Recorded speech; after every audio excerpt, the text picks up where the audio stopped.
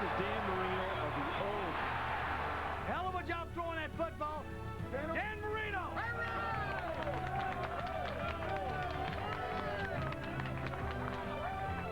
Oh, not all the problems have been solved in Miami, but rest assured, quarterback isn't among them. Today, the 4-2 Dolphins visit the 3-3 Baltimore Ravens in a late game. Let's bring in Jim Mora and ask him about this matchup. Coach, this looks like aerial warfare with Dan Marino against Vinny Testaverde. Well, thanks, Greg. Well, Vinny Testaverde is playing his best football ever under Ted Marchibroda and his wide-open offense. The only quarterback that's thrown more touchdown passes over the last 2 years than Vinny is Brett Favre. Marchibroda has given Testaverde a lot more freedom, calling plays and audibilizing at the line of scrimmage. Now, last month in Miami, they're ready to... Last week against the Jets, he had his best game of the season, throwing for almost 400 yards and 2 touchdowns. Marino told us yesterday that one of the reasons he's doing better is that he's taking more chances with the football. Today, he's licking his chops, getting ready to play the 30th ranked pass defense in the National Football League. Jim, this is Chris Collinsworth, and every year I used to listen to Don Shula tell me that this is the year that we're going to run the football more, not be so dependent on Dan Marino. Jimmy Johnson came into Miami, said the exact same thing.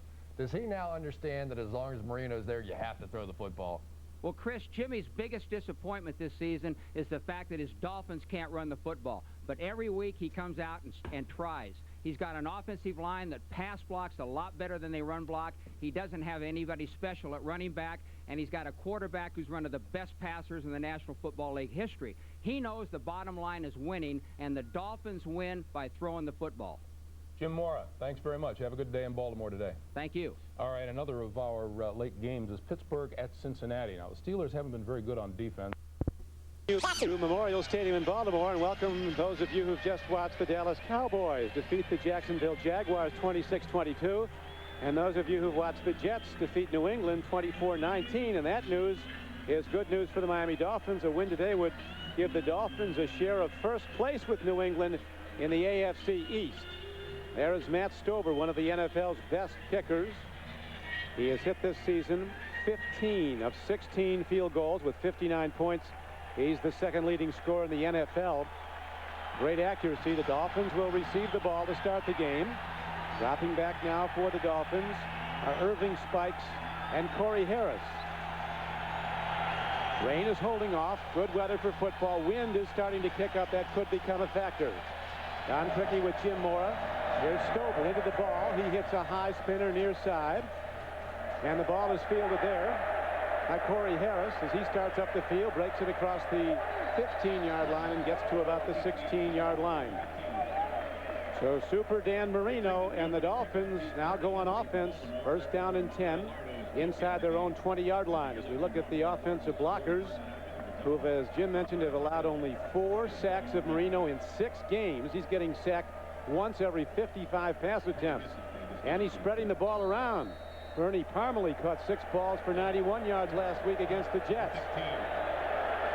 Marino in his 15th year.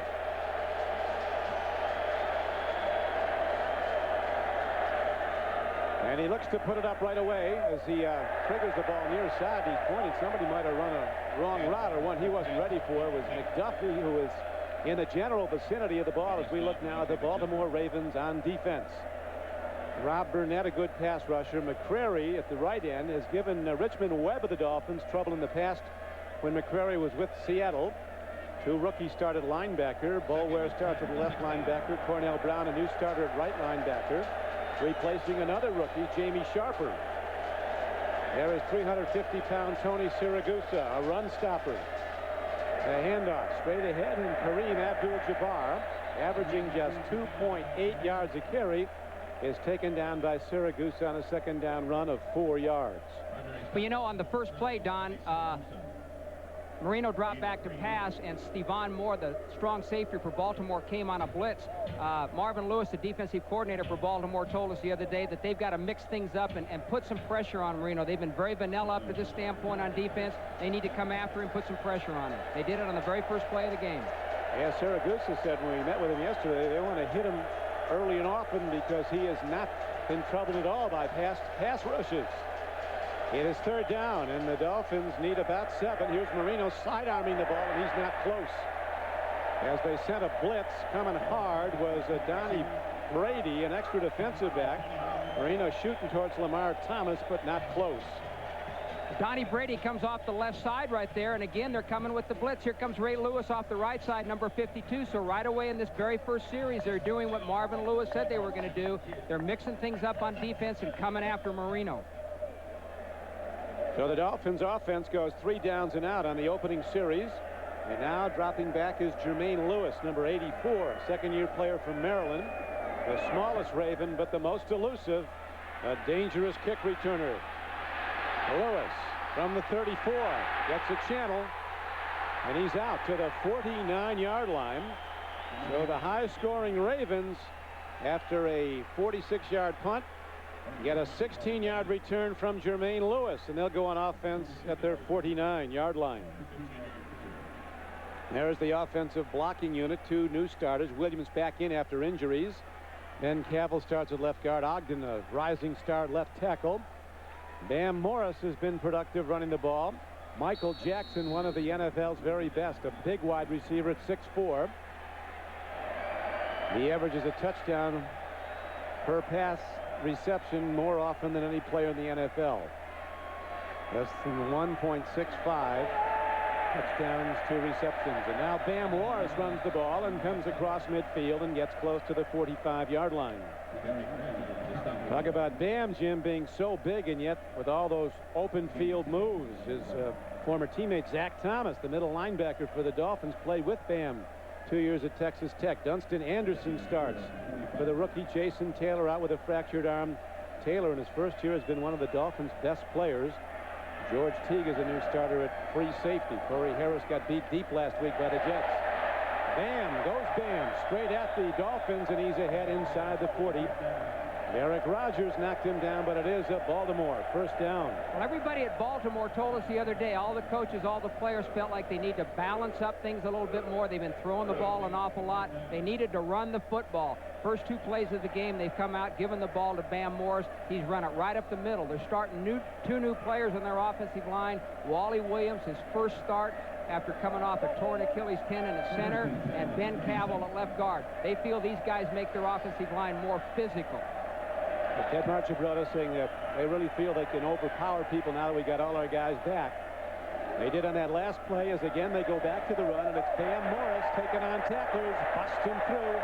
And on 1st and 10, Bam Morris is ahead for a gain of almost 10 yards. They'll spot him down at the 28, a gain of 9. Well, that offensive line is really coming off the ball. They're running to that right side. Orlando Brown, Jeff Blackshear, 2 very physical football players. The coaches told us the other day that Orlando Brown, the right tackle, likes to start the game and just maul people and set the tempo. He's going to come off the ball and hit you right in the mouth and make a statement, and he did at that time. And Bam Morris is showing not only the power but the elusiveness that he has. They call him Zeus, Orlando Brown.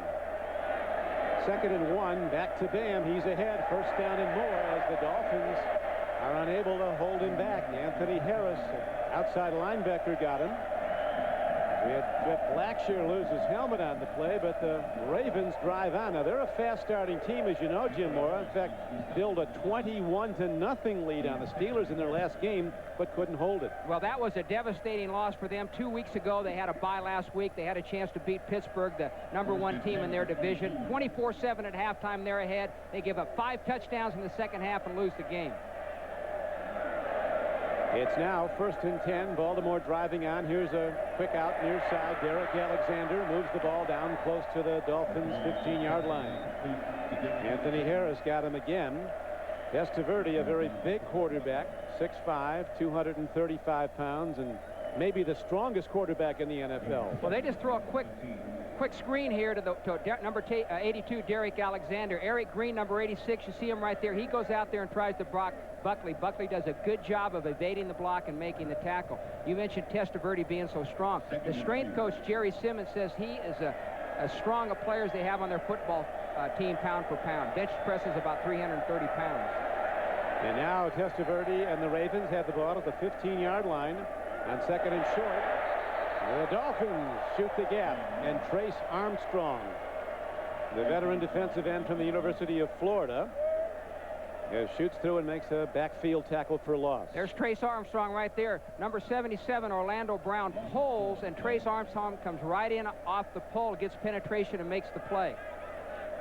Whenever you're getting beat with the run, you better get those defensive linemen upfield, make a play, throw them for a loss, give them negative yardage. They have to do something special right there because Bam Morris has been hurting them with the run. The Ravens in the red zone now. They have scored on all 18 trips inside the red zone this season. 9 touchdowns and 9 field goals. On 3rd and 8, Testaverde takes a deep drop. He's got to run, and Vinny Testaverde dumps it off, but Bam Morris can't bring it in. Incomplete, and the field goal unit comes out.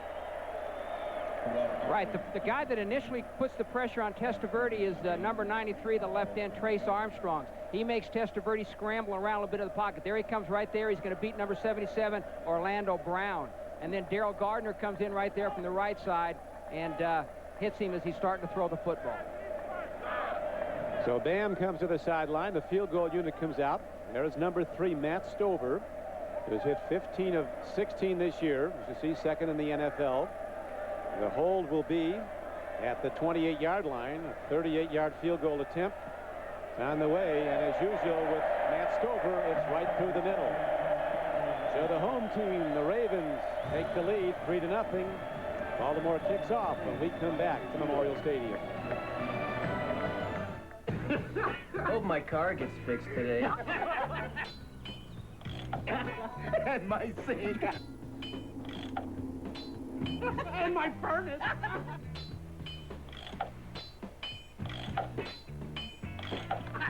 Yesterday. That hurts, too. Really hurts. And he's been hurting some people this year at tight end. Eric Green playing good football. And now the Dolphins break a run. It's Kareem Abdul-Jabbar on 1st and 10 from his 20. Breaks off a 15-yard gain. Although the Miami Dolphins have not been running the football very well, Jimmy Johnson will stay with the run throughout the game. He knows that they have to pass the football to win the football game, but he's going to keep running it, because that's what he really believes in doing. And right here, Abdul-Jabbar cuts back, past the pursuit, makes a real nice gain. Safety Rondell Jones finally got him on the ground. Dolphins down 3-0. They're playing for a share of first place in the AFC East. Here's a big-time stick put on Kareem Abdul-Jabbar. Now we go to Greg Gumbel in New York. All right, Don, in Oakland, the Raiders draw first blood. Napoleon Kaufman's 57-yard run set this up. A 14-yard touchdown pass. Jeff George to James Jett with the extra point. The Raiders lead the Broncos 7-0 in the first, Don. Von Moore, number 27, who put the pop on Kareem Abdul-Jabbar. Gain of just over a yard on the play. Second down comes up for the Dolphins as Marino now is pointing something out to his pass blockers. He's going to be looking at a lot of blitzes. Hand off. They go back to the run, and again there's open space in the middle of the Ravens defense.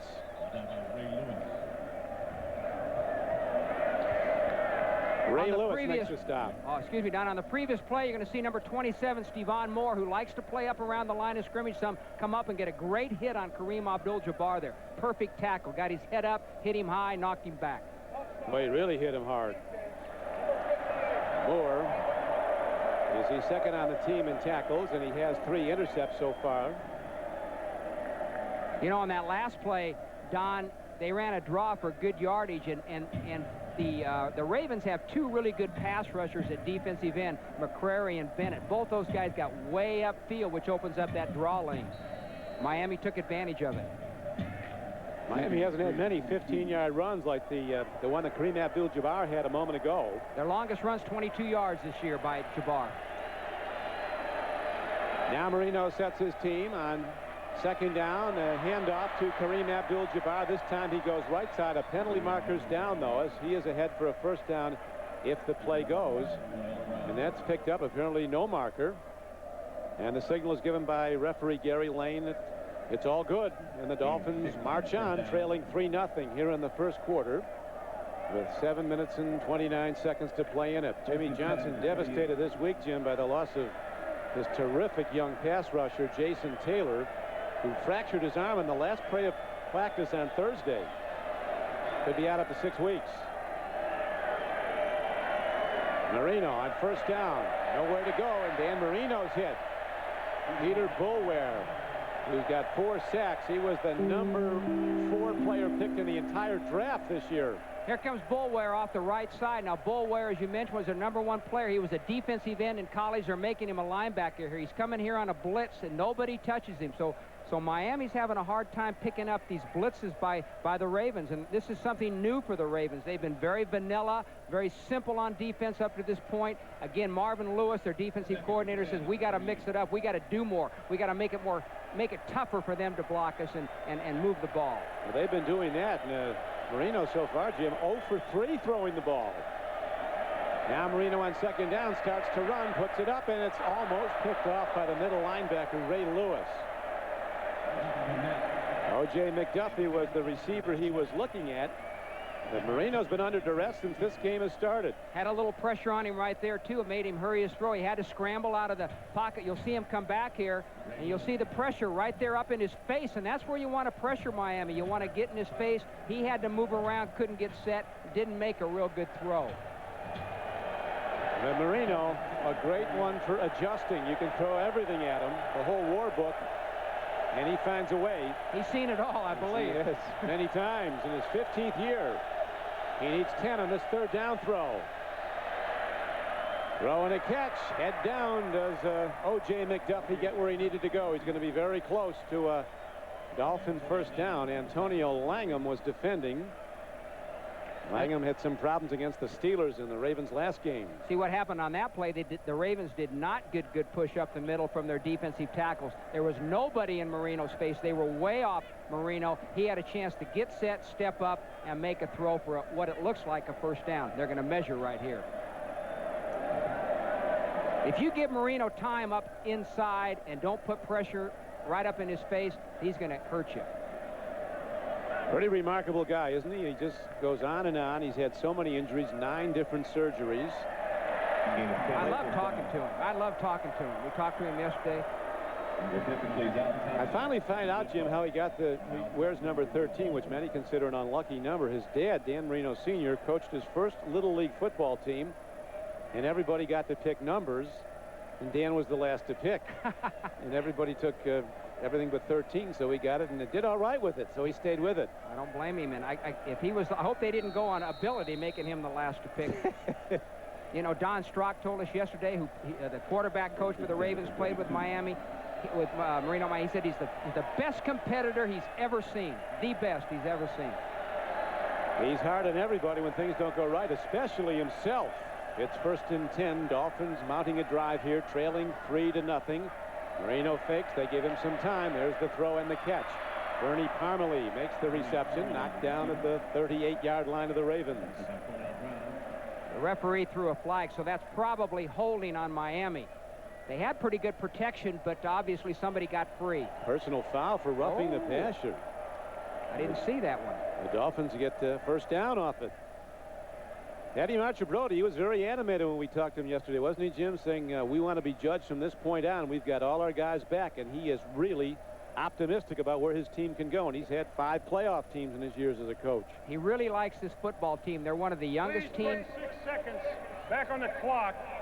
6:19. Personal foul, roughing the passer, number 98 on the defense, going to the knees of the quarterback. First down. Yeah, he really likes his football team. They're one of the youngest teams in the league, much like Miami. They've got some good young football players. It's amazing that 6 or 7 games into the season, they are completely healthy. Completely healthy. They had everybody practice all week. Nobody is hurt for this game. That's very unusual at this time of the season. So he is very optimistic. Tony Saragusa got him. Tony's a big one. Up to 350 now. He admits to 350. Yeah, he's another interesting guy to talk to. He's a real character. The Goose, that's his nickname, the Goose. Wears a bowler hat. He's not going to field. Yeah, he's not going to win the best body award, that's for sure. No, he does, you know, some call it the hog body, but he uses it to its best advantage. Yes, he does. He's a good run stopper. Right there, he got some pressure on the quarterback. The wrong kind, but he got it.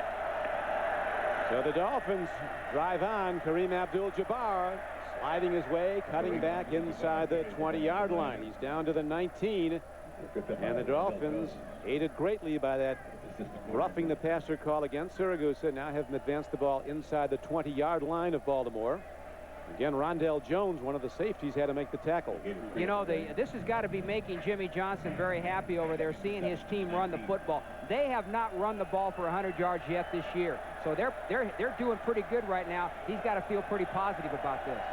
Hey, Johnson told us that we're playing about as well as we can right now because we're not turning it over. Here's Kareem Abdul-Jabbar inside the 10, and all of a sudden the pass blockers of the Dolphins are able to unlock the Baltimore defense for a lot of run yardage at a 9-yard gain. Well, Jabbar is not what you would call a speedster type guy, but he's got really good instincts when he runs as far as being able to find the hole, cut back across the green, and make yardage. Right there, he took advantage of some over pursuit by the Raven linebackers and made an excellent gain. Now, those Raven linebackers are young, and they're going to make mistakes, but they're good athletes, and they're going to be excellent players at some point.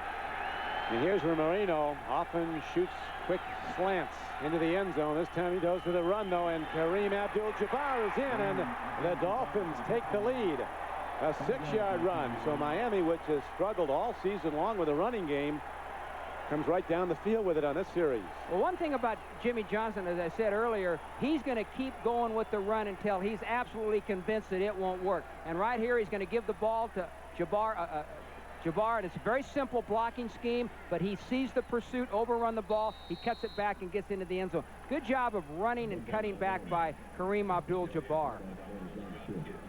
So the game really an inverse of what we've seen with the Dolphins offense so far this year, Jim. They've been able to pass block from Marino. They've had trouble doing that today. They have not been able to run, but they've run beautifully today. And they take it down the field and get the extra point from Mare. And it is now Miami in the lead, 7-3. This is the NFL on NBC. Take a look at number 51, Cornell Brown. He's a rookie starting for the first time. They put him in there for Sharper because he's so much more aggressive. Here he gets a little bit too aggressive. He overruns the football there, and Kareem Abdul-Jabbar cuts back behind him and goes in for the touchdown. That he did, and Kareem now, Jim, has run the ball 7 times for 49 yards. He ran it 6 of the 9 plays in that touchdown drive as the Dolphins take the lead 7-3. Now Jay Graham, a rookie from Tennessee, runs back the kickoff for Baltimore and gets to the 25-yard line. So when we come back to Baltimore, we can look for Vinny Testaverde to be pitching. Oriole, who gave his all in the playoffs against the Indians. Now they fell short as Cleveland goes on to the World Series. A lot of Orioles are here today. It's Brady Anderson, who's up for a new contract, and it'll be big. Had a tremendous year again. Scott Erickson's here. As the throw now is to the tight end, Eric Green, the former Dolphin, and he's ahead for 10 yards. He talked about him, Jim, weighing 285, and he's all of that. And for the first time in a while, not troubled by knee problems. He's very mobile again. Well, they're going to run a bootleg here, and Eric Green on the left side of your screen is going to block down, then release, and Testaverde's going to hit him. Green, I talked to their strength coach yesterday, Jerry Simmons for Baltimore, and he says he's down in weight. I said, how much does he weigh? He says 285. And Sean Wooden, who finally got him down, but he did it 10 yards downfield. Here's a handoff, ball on the field. Dolphins might have it. They do. Darrell Gardner, number 92, came crashing through. They've been getting good play from their big tackles, Bowens and Gardner. Coming up with the ball, looks like Trace Armstrong. Coming into this game, Baltimore turned the ball over 15 times, which is tied for 26th in the league. 9 interceptions and 6 fumbles. Last week against the Steelers, where they blew that big lead, they turned it over 5 times. This is not a good place to turn it over on your own 34-yard line. It surely is not. Some adverse early developments for Ted Marchibroda, who's usually this season seen his team jump to early leads. I mentioned they led the Steelers 21-0 here in their last game. Led 24-7 at the half. Marino looking to capitalize. Puts it up on first down, and he gets another big tight end. This one is Troy Drayton going the other way. And he is down inside the 15-yard line, down to the 11. A 22-yard gain on the play. 23 on the play. Troy Drayton has become a big part of the passing game. He's had 11 receptions the last 3 weeks. There's Peter Bulwer, number 58. the linebacker covering that short zone. Bulwar was a defensive end in college. They're trying to make him a linebacker. They are making him a linebacker. He's still learning his coverage fundamentals and techniques. Brayton had him beaten badly there. Brayton now with his 16th catch of the year, and the Dolphins leading 7-3, challenging again. Back to Kareem Abdul-Jabbar, and he takes a skip over a would-be tackler down to the 5-yard line. A gain on the play of about 7 yards. Tacklers were James Jones and Rondell Jones, the safety. Well, so far, Don, I'm extremely impressed with the way that the Dolphin offensive line is coming off the ball and blocking the Ravens defense. Now, the Ravens defense is good against the run. They've got big, strong guys up front, active linebackers, but the Miami Dolphin line is knocking them off the ball so far today. They really are. Known for pass blocking, the Dolphins, big guys have been run blocking. They're the biggest team in the NFL. Miami has 12 players over 300 pounds. Here is a handoff. Kareem Abdul-Jabbar heads to the end zone. He's in. Kareem Abdul-Jabbar, 5 yards for the touchdown. Well, the Dolphins capitalize quickly after getting the turnover. And now with the extra point coming up, look to extend their lead to 14-3. Well, it's really important that after you get a turnover, especially down in your opponent's territory, that you get something out of it. You know, you'd like to get at least a field goal, but if you can get a touchdown, it's just that much better. Good bit of running right there, but the main thing is the blocking by that Miami offensive line. They're doing a tremendous job up to this point. They knocked the Ravens right off the ball that time. That left side of that line, Richmond Webb and Jeff Bucky. And their regular center is back, Tim Ruddy, and so the Dolphins, with 2 unanswered touchdowns, come from behind and take a 14-3 lead. Dwayne Dotson, number 49, is the fullback here, and he's the lead blocker. He's going to block on number 51, Cornell Brown, the rookie.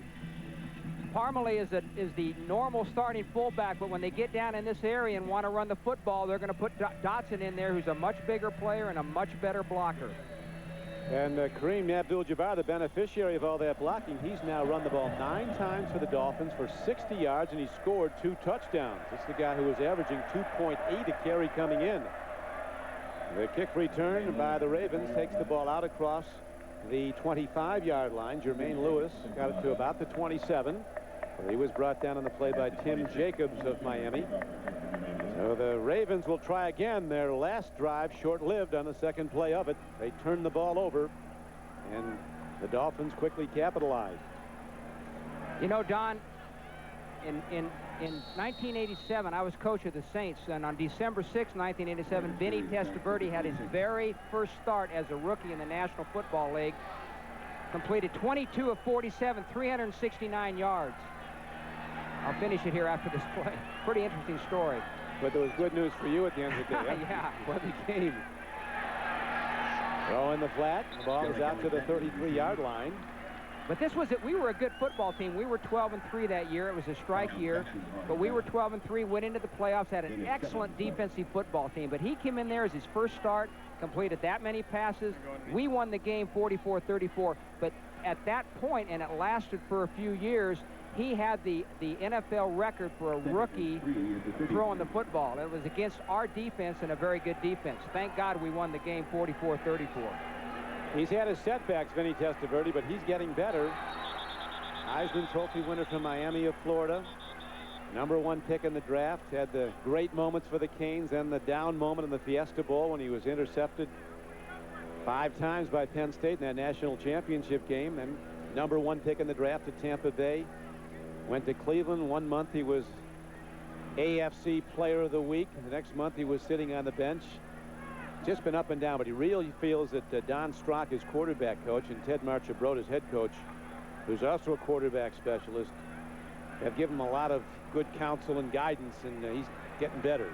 Right, I think he's in the perfect situation, Don. I think you know, playing in this offense for Don Strock and Ted Marchibroda, I mean, they're using everything he's got, all of his abilities, all of his qualities, and it couldn't be any better situation for Testaverde than it is right now here playing for the Baltimore Ravens.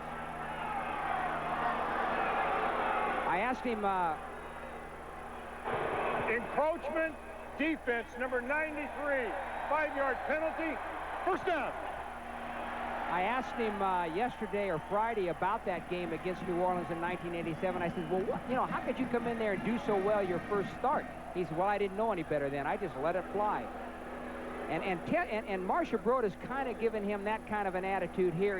He told him when he took over the team last year, Marcia Broda, he says, I want you to just play football, have fun, don't worry about a lot of things. He said, use your abilities, have some fun playing. That's how he got the Colts to within one play of the Super Bowl, and that came at Pittsburgh. He told Harbaugh that year, just let it rip. He's telling that to Testaverde.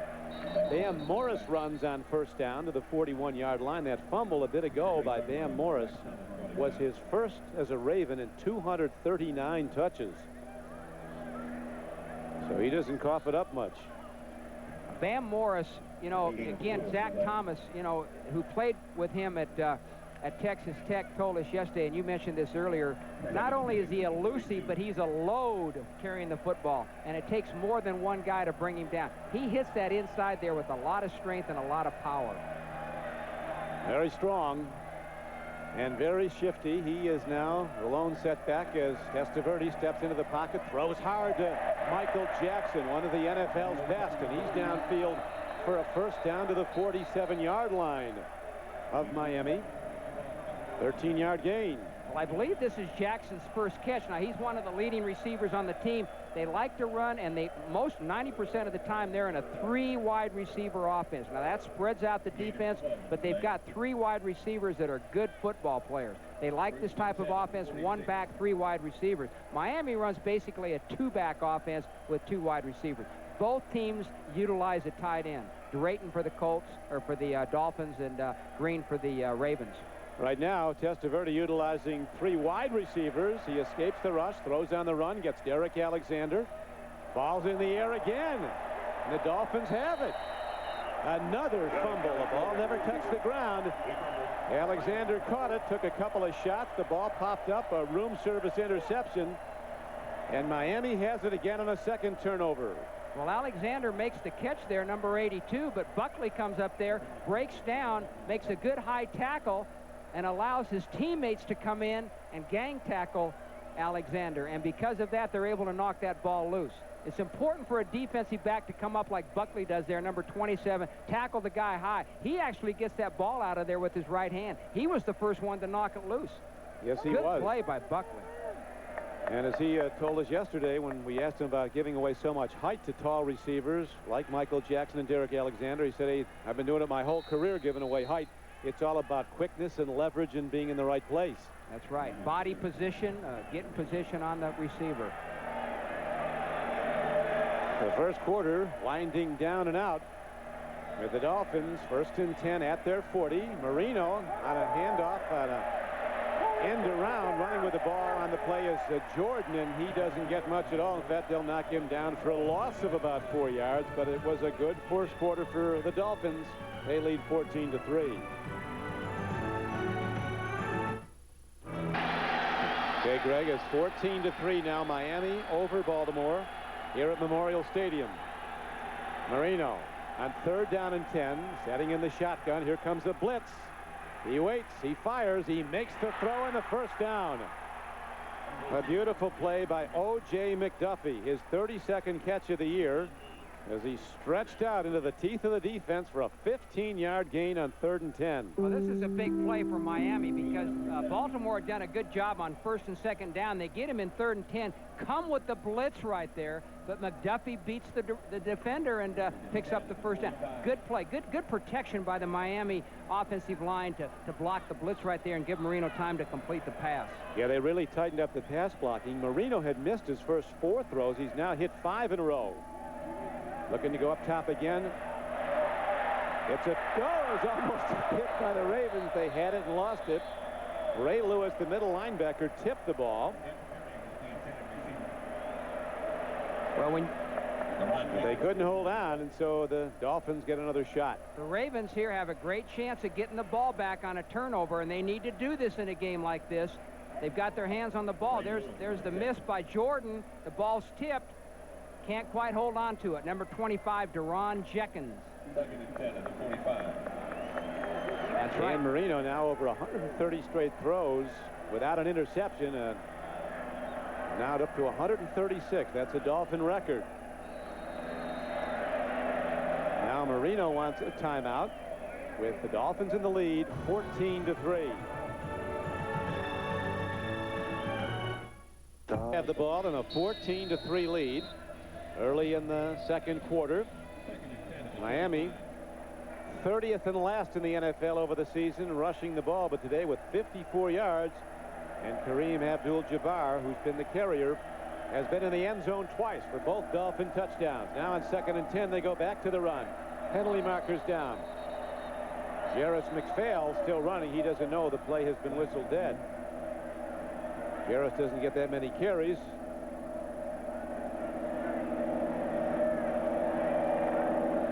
Baltimore came with the blitz again, and again they're coming more than they have at any time this year, and I think it's really affecting Miami. Not necessarily the running game, but the snap, number 81 simulating the start of the play. 5-yard penalty. 2nd down. Roger McDuffie was simulating the start of the play. I'm not so sure what that means. Me either. I guess he was in motion prior to the snap. Now, he can move laterally, but he can't move upfield. Maybe they felt like he'd taken a step forward. I'm not so sure what that simulating the start of the play really means. I've never heard that one before. An airplane simulator or something? I don't know. I've never heard of that one. Well, it sets the Dolphins back to the 50, and that brings up 2nd down and 15. Marino again pointing out possible blitzers to his backs who have to pick him up if they come at him, if they've been doing a lot today. Marino, still some mobility and still the great arm as he gets the ball to Parmalee. But not for much. A gain of about 4 yards on the play. Bring up 3rd and 11. One of the things Marvin Lewis, the defensive coordinator for the Ravens, told me on Friday was that Peter Boulware, who plays defensive left end in their nickel situation, he's right here. You're going to see him rushing upfield. That he has a little bit of a problem understanding contain. Now, what they do there is they have a game on where he comes inside and the defensive left tackle came outside. When that left tackle comes outside, he's got to keep contained on that quarterback, keep that quarterback inside the pocket. Let's see what Marino goes to now. They set up for a 4-man rush, and actually they're just coming with 3. One lineman dropped off as here's a throw to Jarris McPhail, turning it up, and good defense by the Ravens. As they had virtually their whole team, they had 8 back covering the pass, and it worked. They stopped the Dolphins on 3rd down, and Miami's John Kidd will punt for the first time. Well, what they do right there with Boulware, they bring him in as a defensive end on 3rd down and long situations. And what they did there, Don, is they move him around. They don't necessarily let him line up at the left end spot all the time. And there he was lined up over the center in a 2-point stance. And when the ball was snapped, he actually dropped into coverage, and they just rushed with 3 people. Boulware's a force rushing the passer when he does. Had 32 sacks at Florida State and 13 starts. Punt hit downfield. It takes a roll back upfield. Reverse hop, and it's out. It's going to be down at about the 14-yard line. Enjoy a hot and delicious Domino's pizza by halftime. For Hot and Wow, call Domino's now.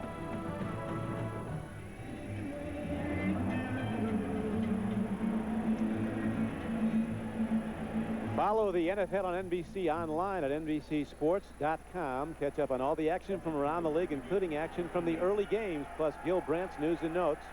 And this week's poll asks who's been this year's best free agent acquisition. And now the veteran Vinny Testaverde sets his team on 1st and 10 and goes back to Bam Morris, who ran so well in that opening drive that led to the first 3 points of the game.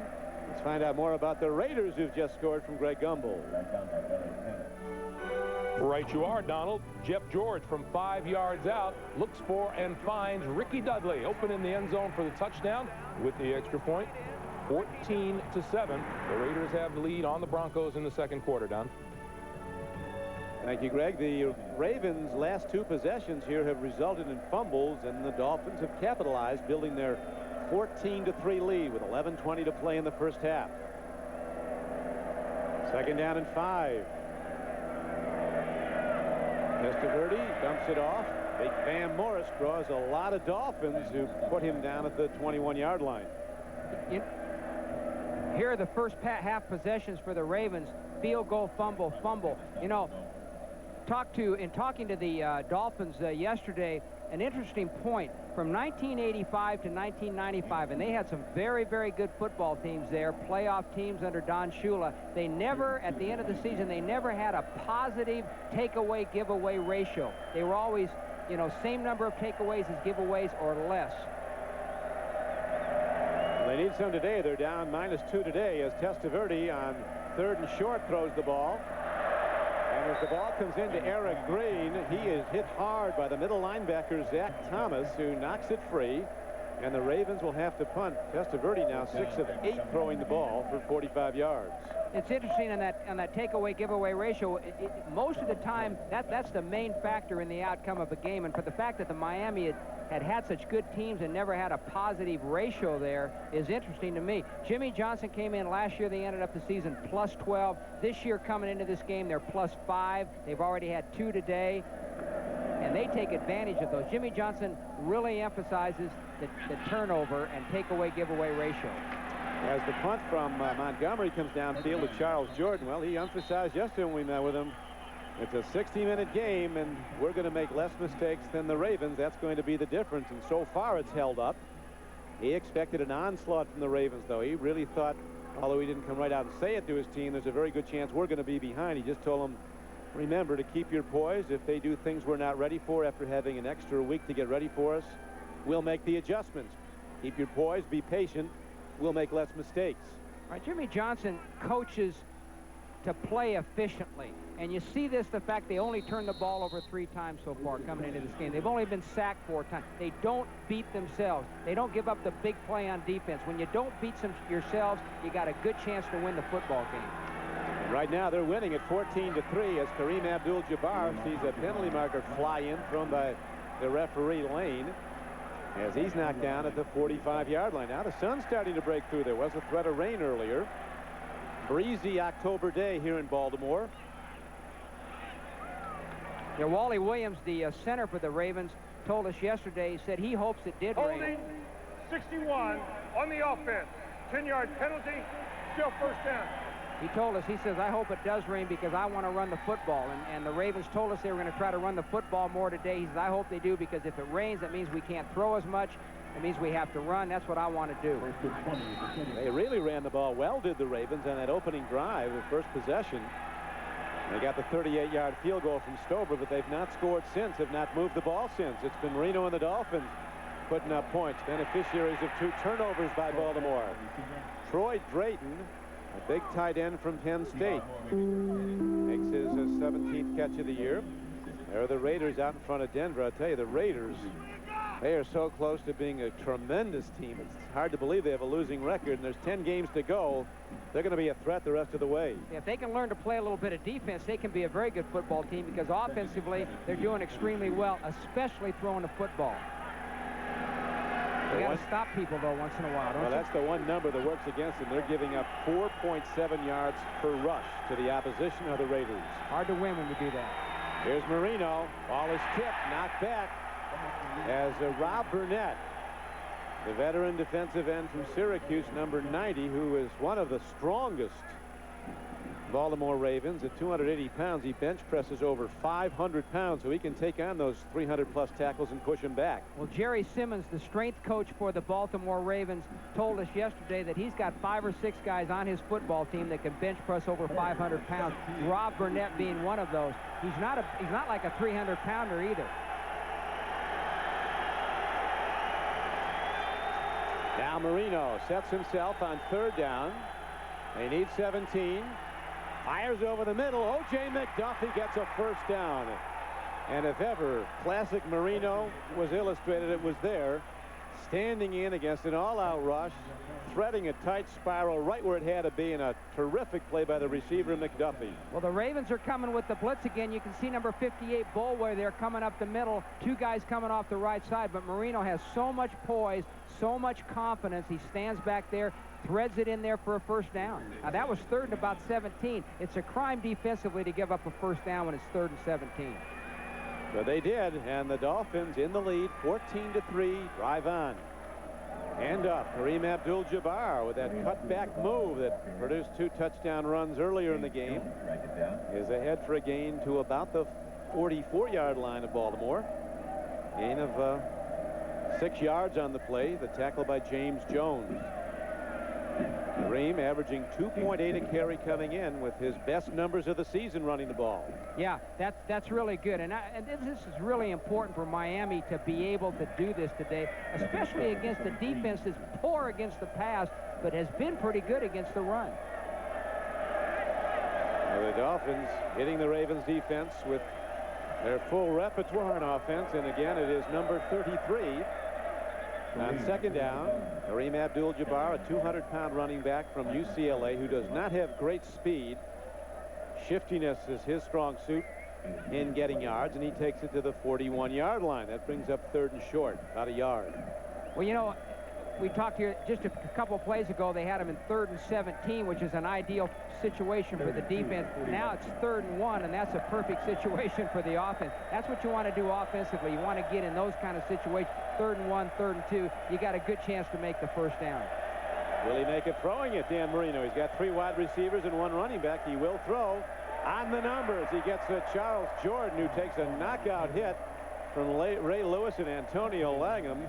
And Jordan holds on, and the Dolphins have a first down. Well, this is just a quick slant to Jordan, but what you've got to do, see Langham right there, number 38, he's got to come through more in the body. He kind of hits him with his arm. He's got to give him a shot and try to knock that ball out of there.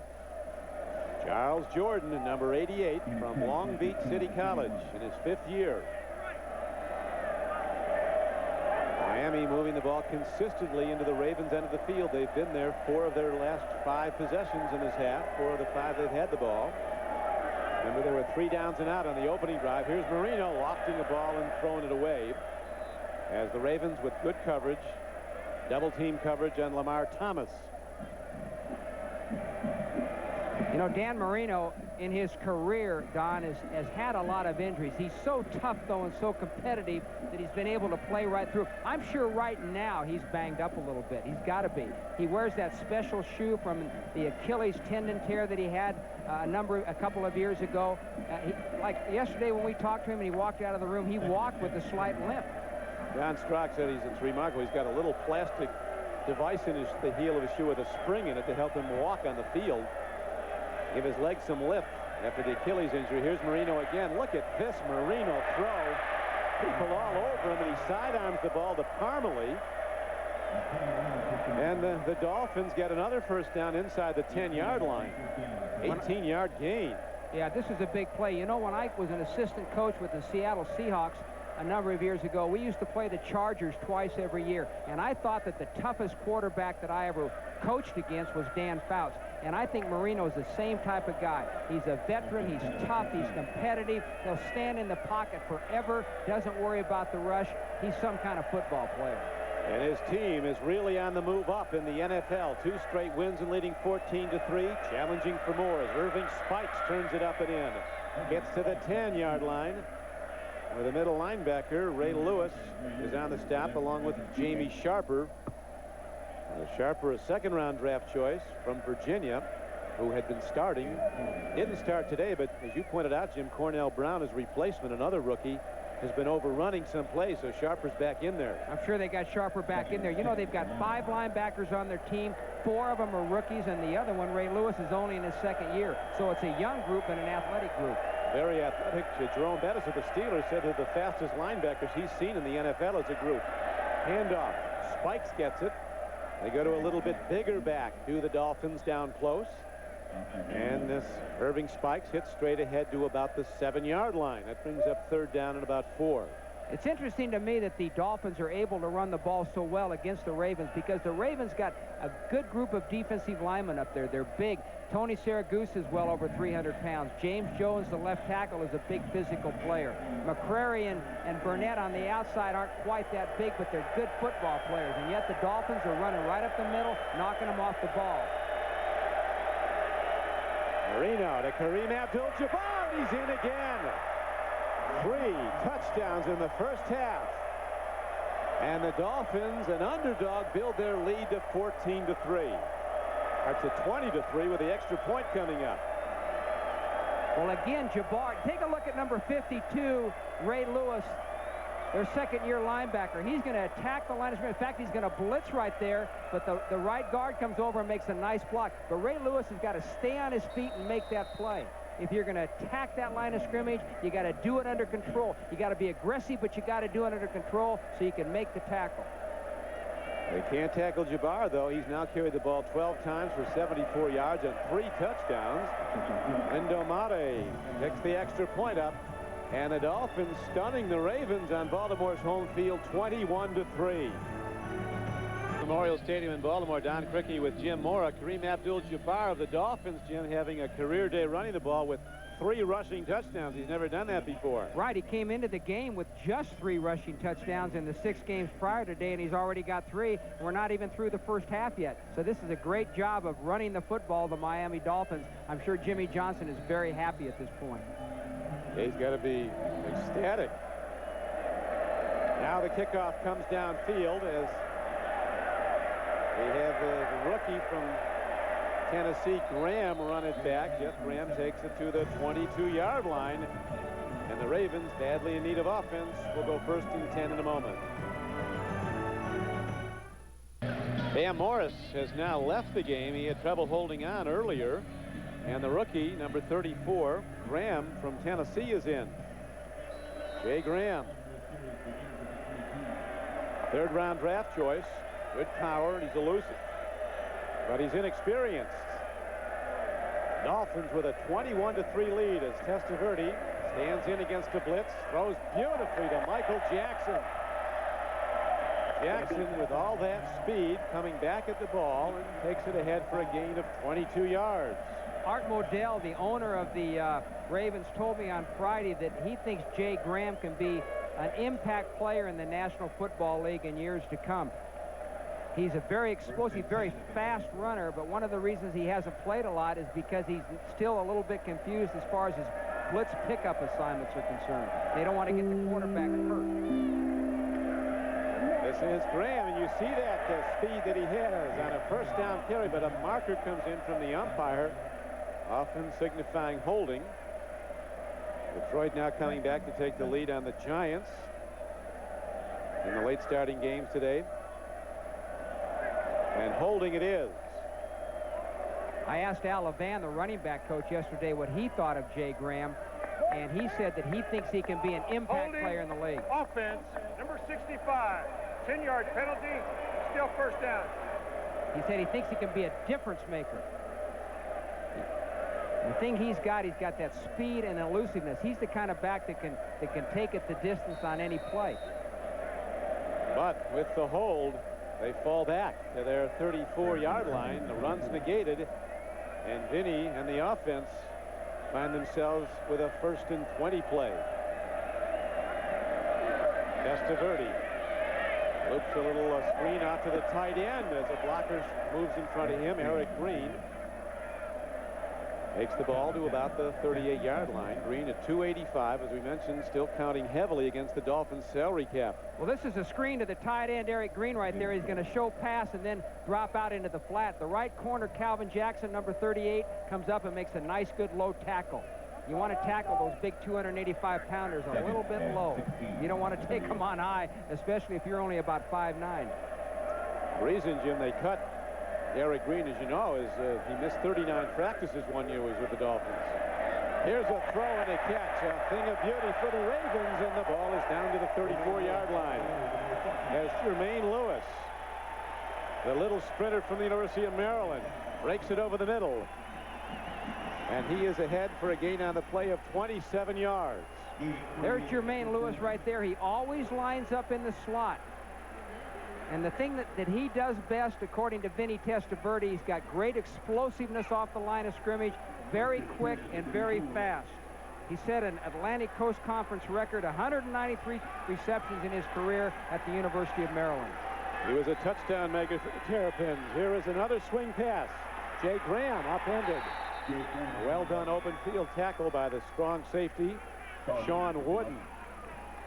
Testaverde, though, now, Jim, is 10 of 12 throwing the ball for over 100 yards. Right, they're kind of in a 2-minute or hurry-up mode right now, trying to get some points on the board with only 2 minutes and 15 seconds left in the half. You know, the Ravens' defense needed to get some confidence in this game. They gave up 5 touchdowns in the second half of the Pittsburgh game 2 weeks ago. Already in the half, they've given up 3. That's 8 touchdowns in 4 quarters. That's not good.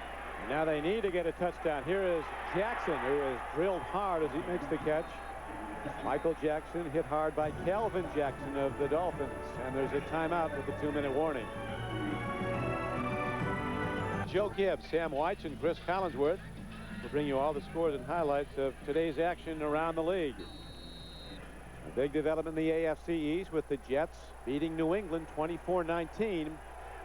And the Dolphins leading here today 21-3 could share first place in the division with the Patriots at the end of the day. Now Testaverde and the Ravens looking to get in the end zone on 3rd down and just over 10. Testaverde has a lot of room to run. Holding on to the ball, Testaverde gets down to the 25-yard line. He got 10. He's a yard short of a first down. One of the things that the Dolphins started doing a couple of weeks ago, Don, was take number 59, Derek Rogers, on 3rd down, long situations, and rush him from different positions. That time he lined up off the ball in a 2-point stance, but over the middle, over the center, and rushed right up the middle. If they can move him around, it's hard to account for them in your blocking protection on a pass play. That run by Testaverde, a yard short of a first down. That brings up 4th down.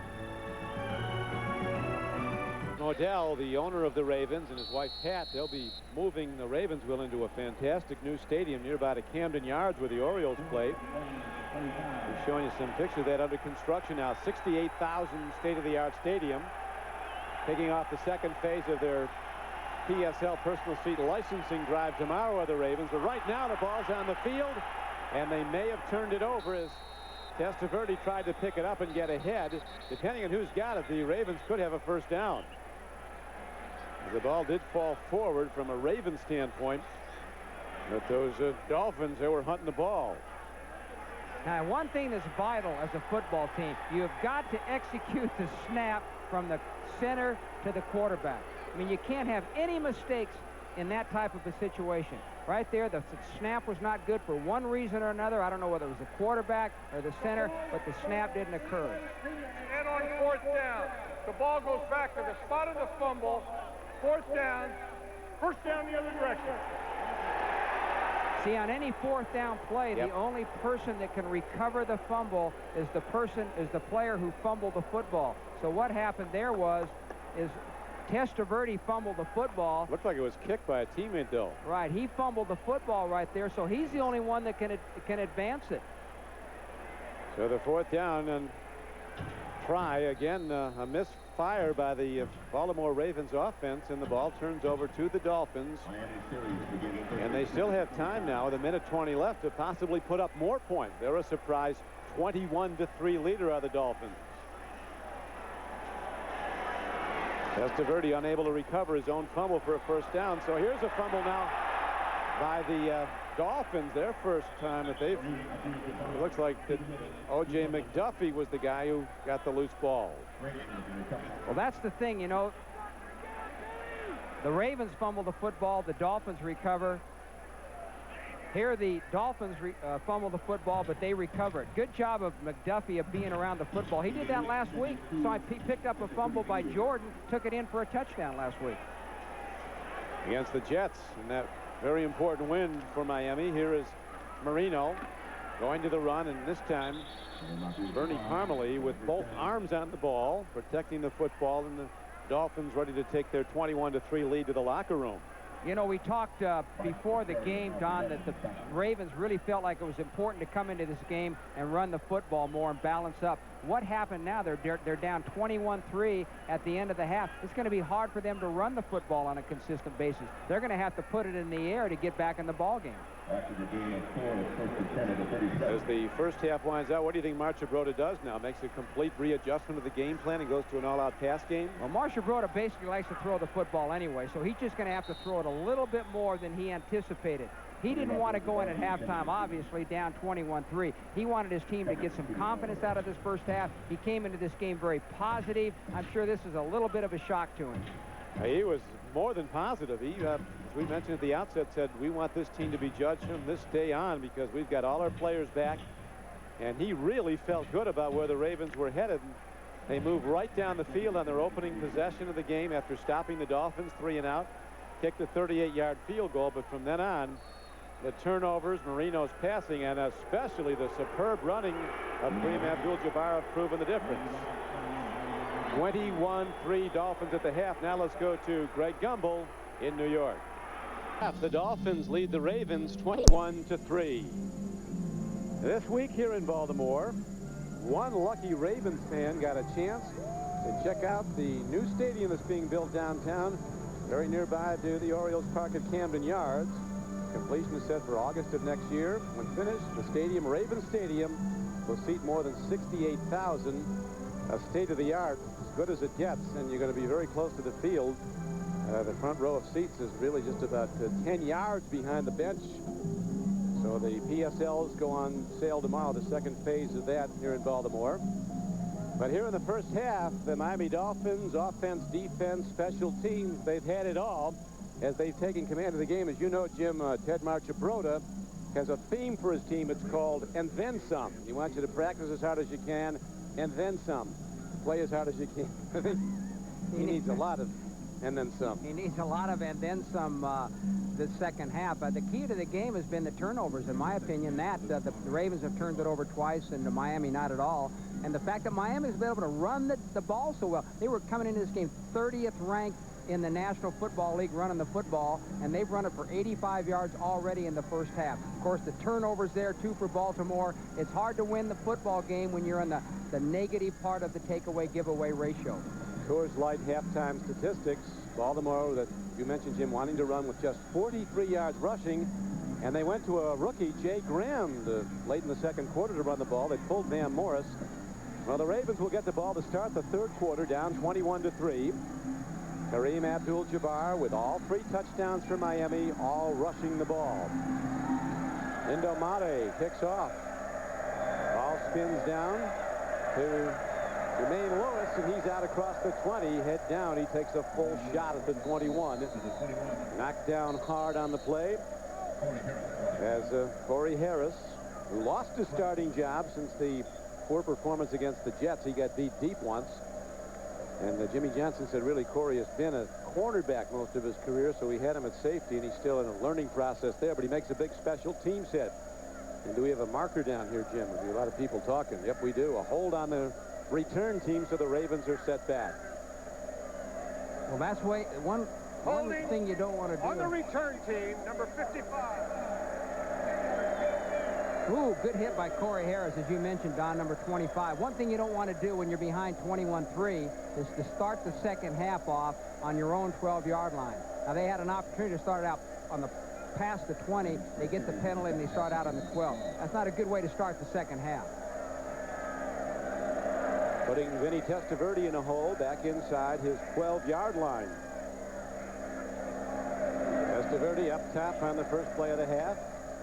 From scrimmage, and out it comes to the near side to Ryan Yarbrough, a young wide receiver from Wyoming, who was initially a high draft choice of the Jets. Now, they've got Ryan Yarbrough in there for Jermaine Lewis. Now, Jermaine Lewis is coming in on the second down play. I don't know why Ryan Yarbrough started the first half, but they got him the ball on that out route. Jermaine Lewis is in now at that slot position, and you can see they're in their no-huddle offense. Van Morris gets the call out of the no-huddle, and he takes it to the 15-yard line and a little more. So the Dolphins, who were so concerned that their defense might be out of sync without the rookie playmaker Jason Taylor out with a fractured arm, they've been playing very strong defense throughout. They gave a lot of yards in the opening drive when Baltimore moved down for the first field goal. First points of the game, but since then, Miami shut down almost everything. Well, Miami does a good job of playing team defense, and when you do that, you can survive sometimes if you lose a good player. This time, an underneath pattern. Swinging out was the elusive little Jermaine Lewis, and Testaverde leads him beautifully for a first down. You can see what great quickness Jermaine Lewis here has coming off the ball to the left side of your screen. Testaverde does kind of a half sprint, kind of like a run and shoot type offense, and Lewis just runs a little quick out, and Testaverde hits him. Looked a lot like a run and shoot 4 wide receiver offense right there with the half sprint by Testaverde. Right now they're in a 3-wide receiver set, 1 running back, and he gets the ball. Bam Morris taking on people. As his old teammate from Texas Tech. Zach Thomas rides him down. Raiders up at halftime on unbeaten Denver 14-10. Cincinnati led early, but now Pittsburgh takes command, at least at halftime. Well, this, you know, Baltimore runs a no-huddle some. Now, they didn't run any no-huddle in the first half, but they came out the second half on their first series, and every play now has been a no-huddle type offense. Puts a little more pressure on the defense in this type of a situation. Testaverde gets time, but he comes in low as Michael Jackson running a deep route, then cutting back, turning back at the ball. Can't get it on the one hop. Jackson was wide open in the middle of the Dolphins' defense. Testaverde likes the no-huddle because he gets to call his own plays. I asked him yesterday, or Friday, I said, you call him every time, and he says, well, if I ever feel like I need a little help, I'll look over to the sideline to Don Strock and kind of nod my head, and then he'll call the play. Otherwise, I call him, and I do have the opportunity, even when he calls him, to change him at the line of scrimmage or change him before I call him. Testaverde doing a good job getting the ball away just before he got popped. He gets it off to Derek Alexander near side. But on 3rd down and 8, they only get 7, so they're a yard short, and the Ravens have to punt. Yeah, it's important here when you're going to run this kind of a route that you get the first down. And right there, Alexander was a couple yards short of the first down, so they got a punt on 4th and 1. Greg Montgomery in to punt. And Charles Jordan, number 88, is back for the Dolphins. From the 26. Jordan not done as he turns the corner, gets some blocks, and he's all the way out to the 47-yard line. Kind of a delayed reaction return, but beautifully done. And the Dolphins start in good field position. Dr. Pepper Bottler. Dr. Pepper, this is the taste. By the Mitsubishi Galant, dependability that goes the distance, built for living. By Oracle, the company that's enabling the information age through network computing. And by Visa, the official card of the NFL. It's everywhere you want to be.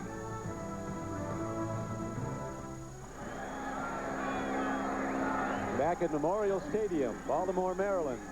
The Dolphins with a 21-3 lead, their first possession of the second half coming up. Marino to the touchdown maker, Kareem Abdul-Jabbar. This time he is knocked down for no gain. As we look at how it went for the Dolphins, they were 3 and out their first possession, and then they started to unload on offense. Yeah, 10-play drive for a touchdown, then a 3-play drive for a touchdown after the turnover, then 1 more touchdown there before the end of the half. That's pretty good productivity by their offensive football team. The 2 turnovers really help. Making fewer mistakes. That's what Jimmy Johnson, that was his theme addressing his team all week. How it'll take to beat him, and so far they've done it. They've not turned the ball over. And here's Marino with another laser throw, rocketing the ball into O.J. McDuffie, and he's quickly taken down at the 41-yard line. It's a first down, 41 of the Ravens. What they did here on the first 2 plays of this second half there in this series is they've come with a 1-back, 2 tight end type offense, and they've done a little bit of this in recent games. They bring Ed Perry in, who's their backup tight end to Troy Drayton, so they have Drayton in and Ed Perry, 2 tight ends, 1 back. They take their fullback out of the game.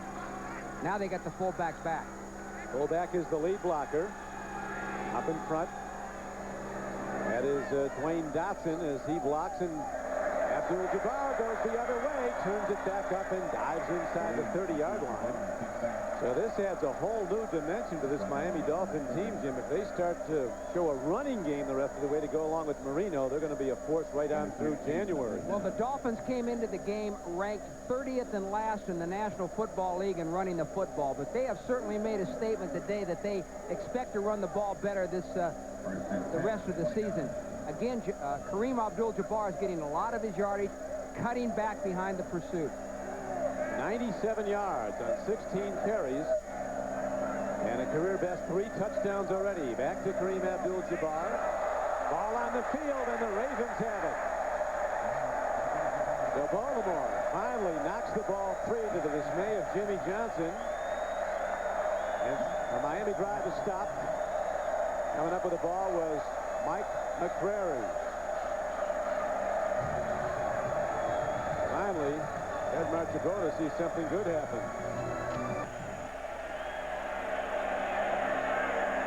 Baltimore's got decent field position. At their 30, 31. Our run, Van Morris, who lost a fumble early. First fumble he's lost in 239 carries. This time with both arms on the ball, gets ahead for about 3 yards, maybe 4.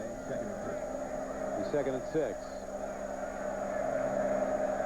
Sean Wooden with another tackle from the strong safety position.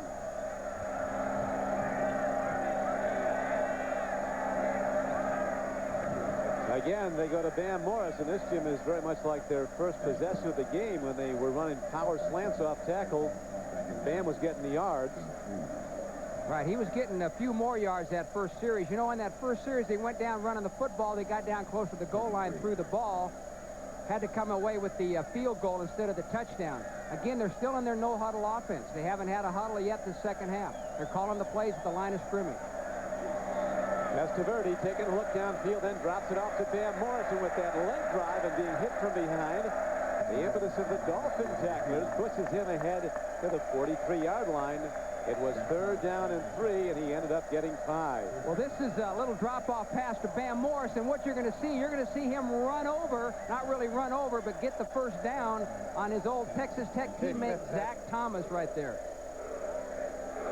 Zach telling us yesterday even his mother was sending him negative articles, and they all said he was too short to make the NFL. Said to him, Mom, what are you sending me this for? She said, well, I just want you to know this is what they're writing. Said he knows how to motivate him, and of course he's not only made the Dolphins roster, he's been a star. Now a penalty marker comes in, it looks like for a face mask late. Well, that was Zach Thomas on Bam Morris again. Yeah.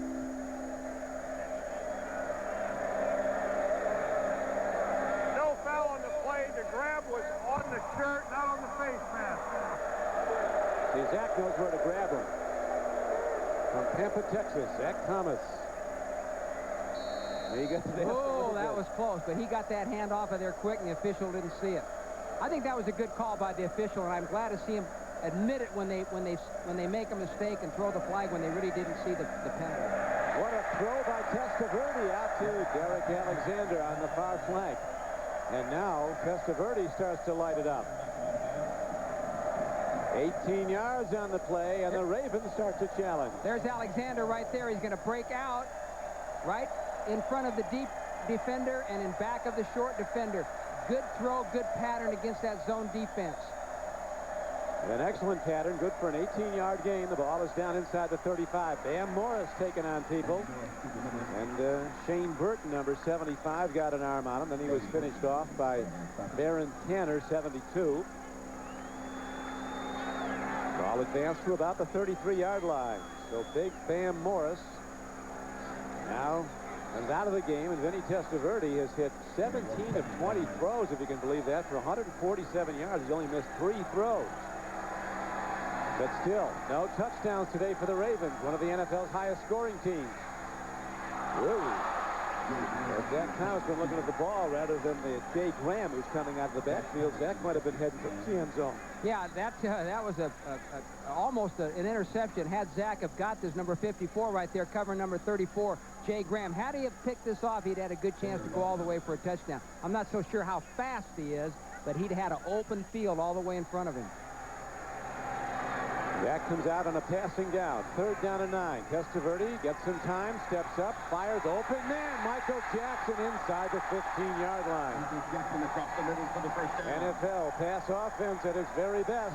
Over the middle for a 17-yard gain. Well, when you're running the no huddle, one of the things it does, it makes it a little bit more difficult for you to get your defensive call into the defensive people. So you kind of have to stay with some simple defensive coverages. And the Dolphins here are playing a lot of zone defense, and those receivers are getting open in front of those deep defenders. And the Ravens down 21-3 continue to align without a huddle. Testaverde looks, he throws, he overshoots his man. Eric Green, the tight end, was a little open, not a lot open. He had a linebacker pretty close to him. Anthony Harris, 51. And that stops the clock with 6:52 left to play in the 3rd quarter. You know, prior to this game, one of the things that Miami likes to do is they like to rotate in their defensive linemen. They've got Baron Tanner, Shane Burton, a couple of backup defensive linemen in there right now, and they're fresh, and they're putting pressure on Testaverde.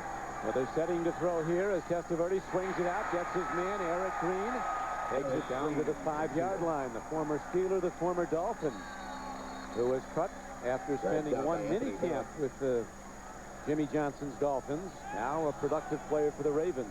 Well, this is just a little quick flat route to Eric Green, and it puts a little pressure on the defender there. Anthony Harris, number 51, has got to cover him in the flat, just a couple steps behind him, and they completed the pass. The Ravens have been selling some good stuff, but now they got to close on the sale and get it in the end zone. They do not on that play. Terrell Buckley came from behind, got Michael Jackson with a well-timed hit. You're going to see Terrell Buckley there on the right side of your screen covering on Michael Jackson. Terrell Buckley told us yesterday, he says, I like playing against the no huddle because that means we don't have to come back to our defensive huddle. They keep playing. That's right. Just keep playing.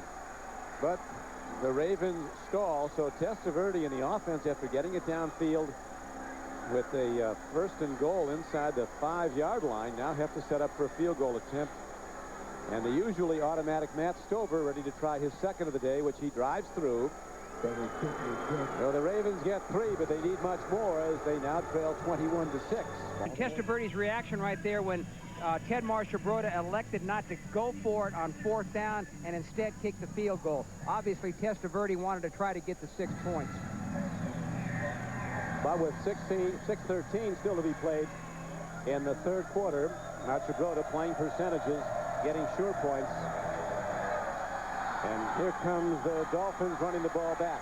On the run, Irving spikes, and he takes it close to the 35-yard line.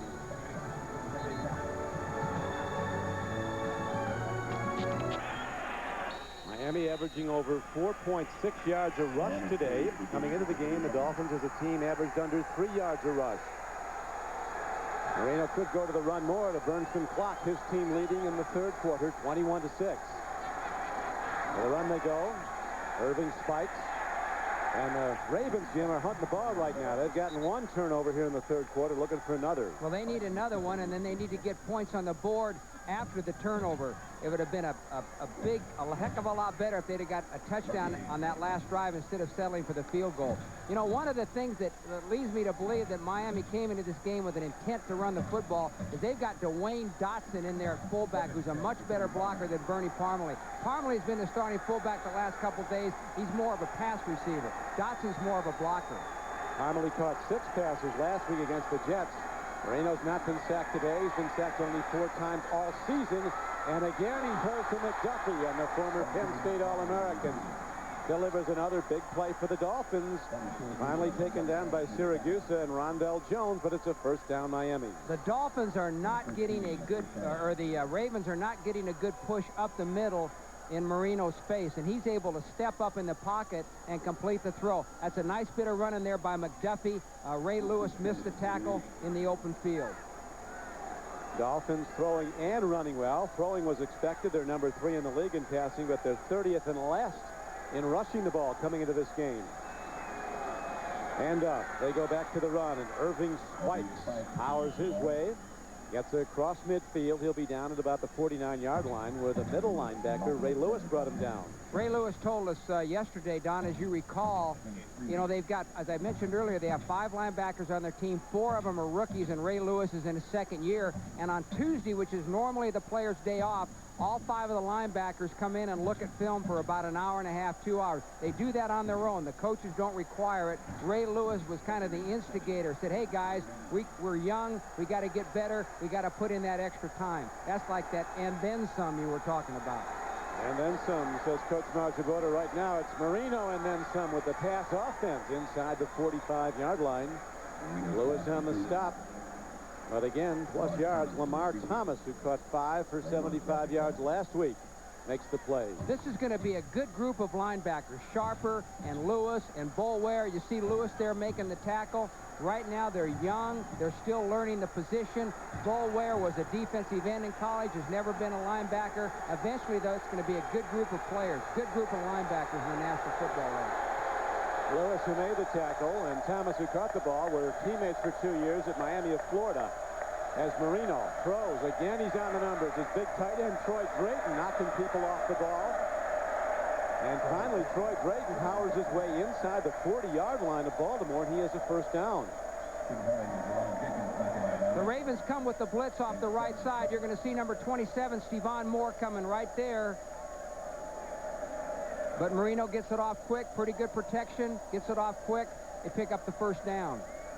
Drayton almost as big as his counterpart, Eric Green. Drayton is close to 270. And catching more and more balls as the season wears on, as Marino, confident in a lot of his young receivers now, continues to spread the ball around. O.J. McDuffie's his go-to guy. Irving Spikes, spelling Abdul-Jabbar, runs for a gain of about 4 yards. Let's point out more about the Raiders and the Broncos from Greg Gumbel. All right, Don, in Oakland, the Raiders held a 14-10 lead until this. Terrell Davis scoots in from the 4, scores his 8th touchdown of the season, and this his 7th game. The Broncos take a 17-14 lead in the 3rd quarter, Don. Don Elway says to Mora that the reason this is the best the best Bronco team he's played on at Denver is because he thinks he has the best running back in the league. Terrell Davis. I agree with you. I think he's doing the best job of any running back in the National Football League right now. Doing the job here is Irving Spikes, 5'8", 205 pounds. Another of the shifty backs that Jimmy Johnson has, spelling Kareem Abdul-Jabbar, who ran so well and for 3 touchdowns in the first half. Terrell Davis does have an advantage of running behind a good offensive line, and then you've got the threat of Elway in the passing game that opens up that running game for him. But he's a heck of a back, and he's doing a good job this year. Marino rhythmically, methodically directing his team downfield, holding to a 21-6 lead in the 3rd quarter. Spikes. On 3rd and 5, he gets 9. First down, Miami. Finally taken down by a rookie safety, Kim Herring.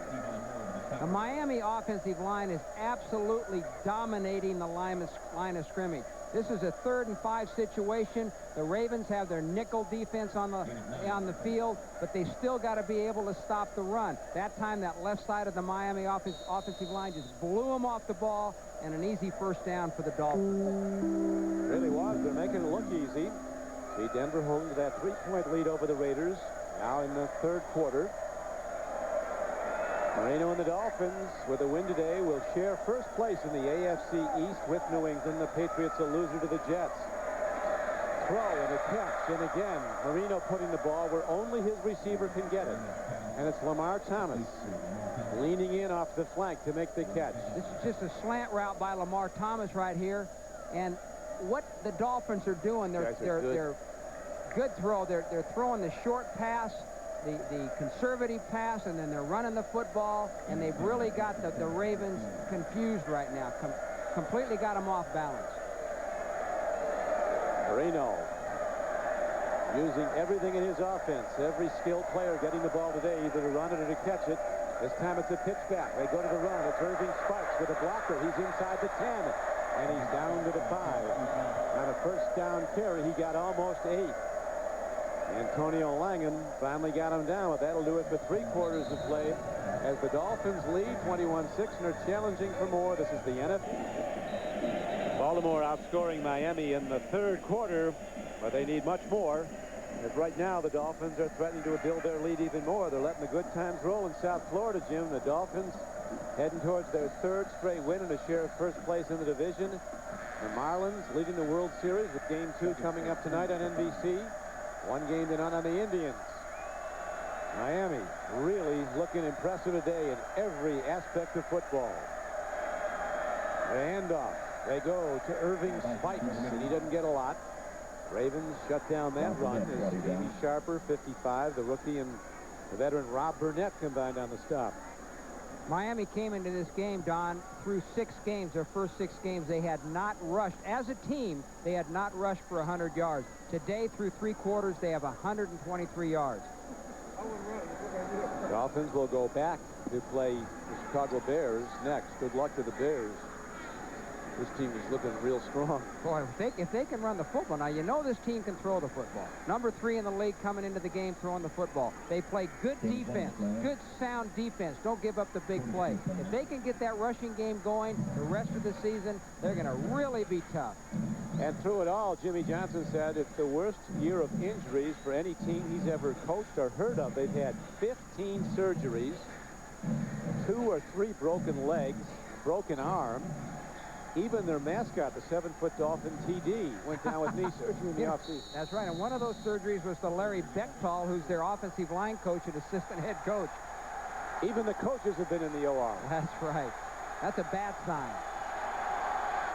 Bad sign for the Ravens right now with the Dolphins, 3rd and 5. Handoff, Spikes is drilled. And that's why Jamie Sharper was picked so high in the draft out of Virginia. 2 terrific linebackers, Ferrier, number 1 to the Jets, and Sharper, number 2 to the Ravens from Virginia. Well, when you're on defense and you're down here inside your own 5-yard line, you better get some penetration by your linebackers and defensive linemen. Right that time, 55, Sharper, he shot the gap, threw him for a loss. And Lindo Mare comes out now. The young place kicker has hit 12 of 16 this season for the Dolphins.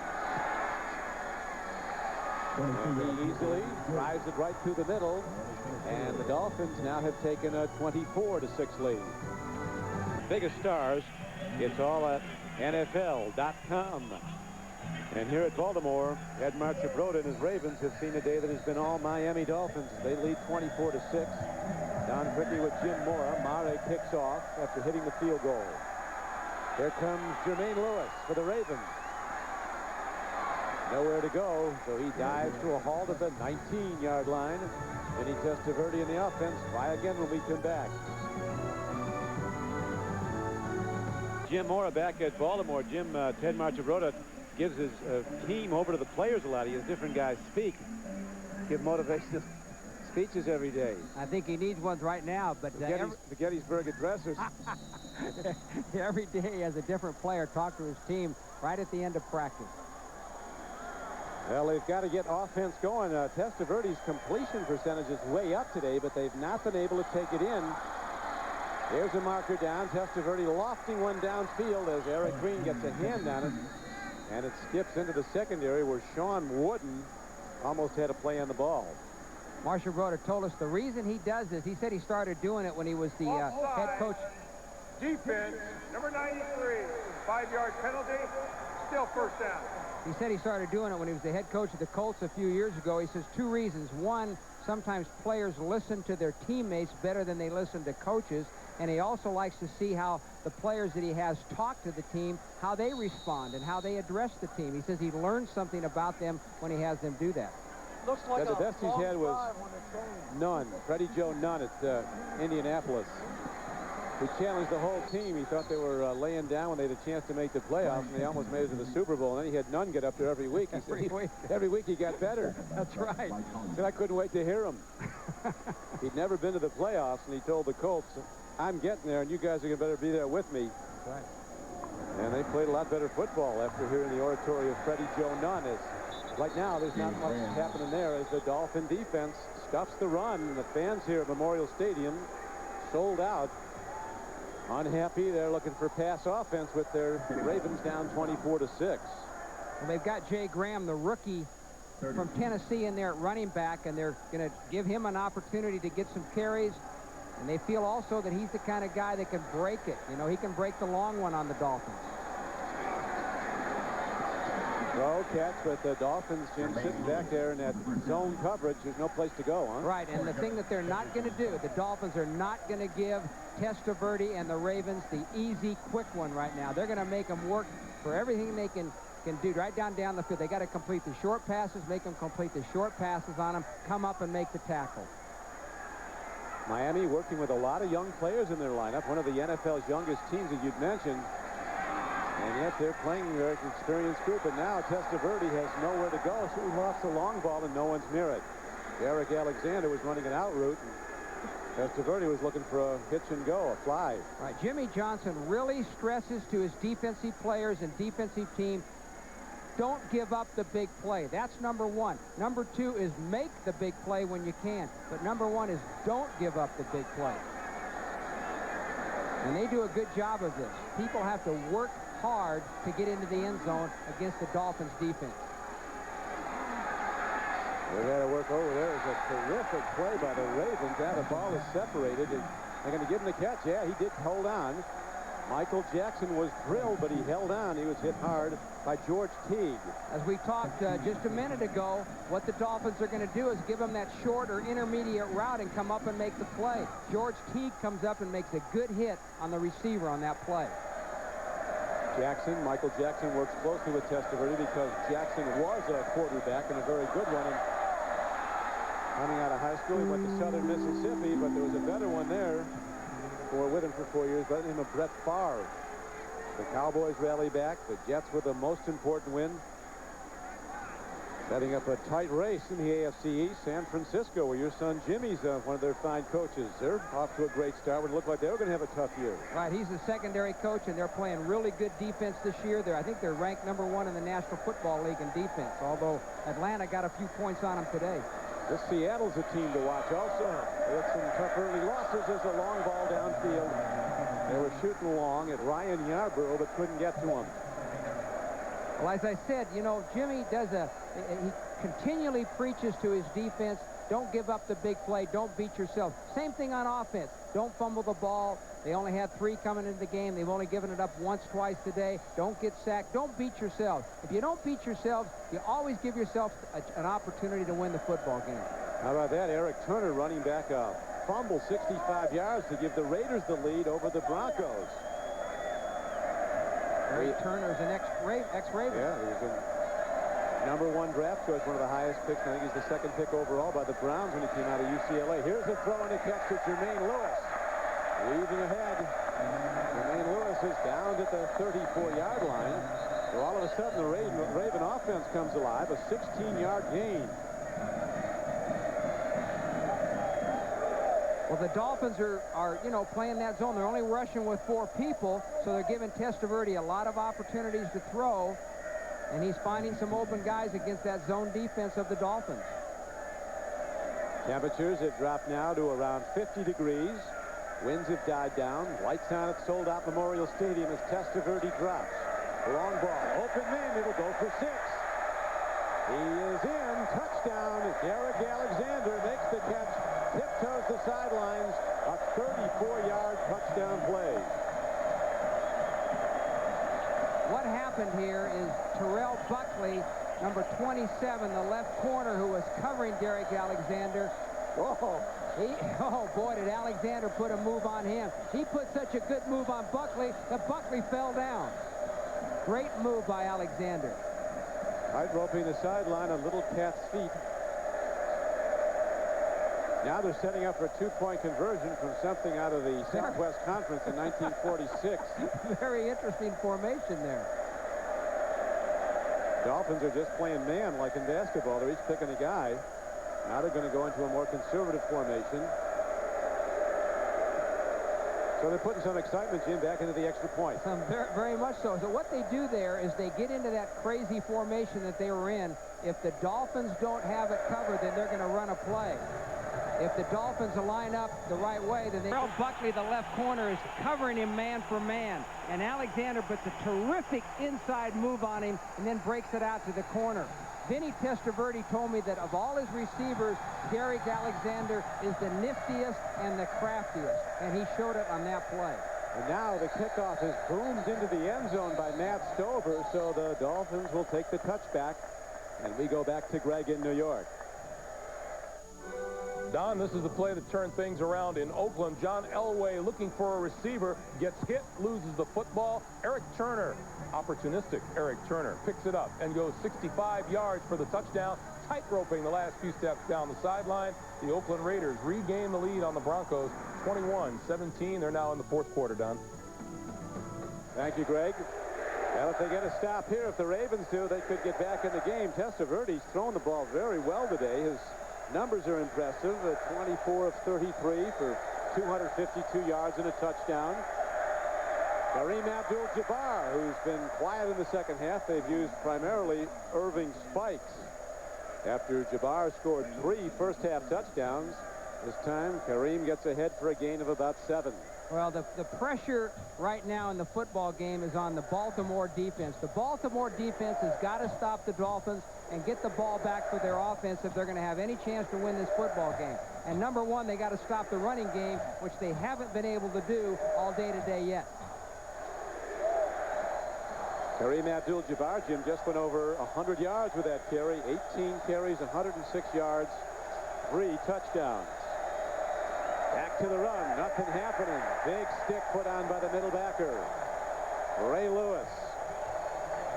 Well, good job there by Ray Lewis. This is a critical series for Baltimore. They've got to get him stopped right here. Here it's 2nd and 2, short yardage situation. Ray Lewis comes forward, makes an excellent play, excellent tackle. And Memorial Stadium is starting to rock again, as it did in the days of the great Colt teams. Siragusa might be cramping up a little. These great Colt teams of Unitas, John Unitas, who's here today, and Lenny Moore, Raymond Berry. They were great, and this was a ball yard they did it in. Siragusa, who told us yesterday that no secrets, we've got to hit Marino. We've got to get after him. We can't let him be comfortable, because it's over when he's comfortable.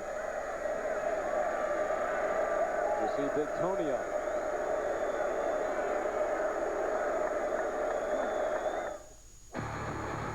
We'll create a new utopia. To make us all smile. We'll fix everything that's wrong in the world. That's right. Stop the hype machine before I get sick. I created a chat room. I just sent my first email. That's nice. We're creating a virtual pet. Yeah, that's useful. Hey, what are you chuckleheads doing? Chrysler's SCORE program, using Lotus Notes on the web, saved the company $1.2 billion. Start.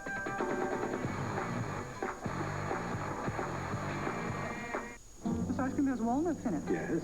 And it's got peaches in it. Yes. Peaches and walnuts. It's never been done before. Well, what does that tell you? That I should have stayed an engineer? Retirement these days is anything you make of it, even ice cream. That's why Aetna Retirement Services gives you the tools to not only build assets, but manage them as well. Aetna, build for retirement, manage for life. Hey, Kiwi Raisin was a big hit. Perfect for any game, Domino's has the perfect play. Choose from 3 delicious crusts. There's classic hand tossed, crunchy thin crust, or go deep with thick ultimate deep dish.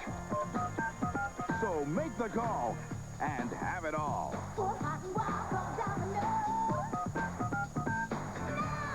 Call now, and you can enjoy a delicious Domino's pizza during the game.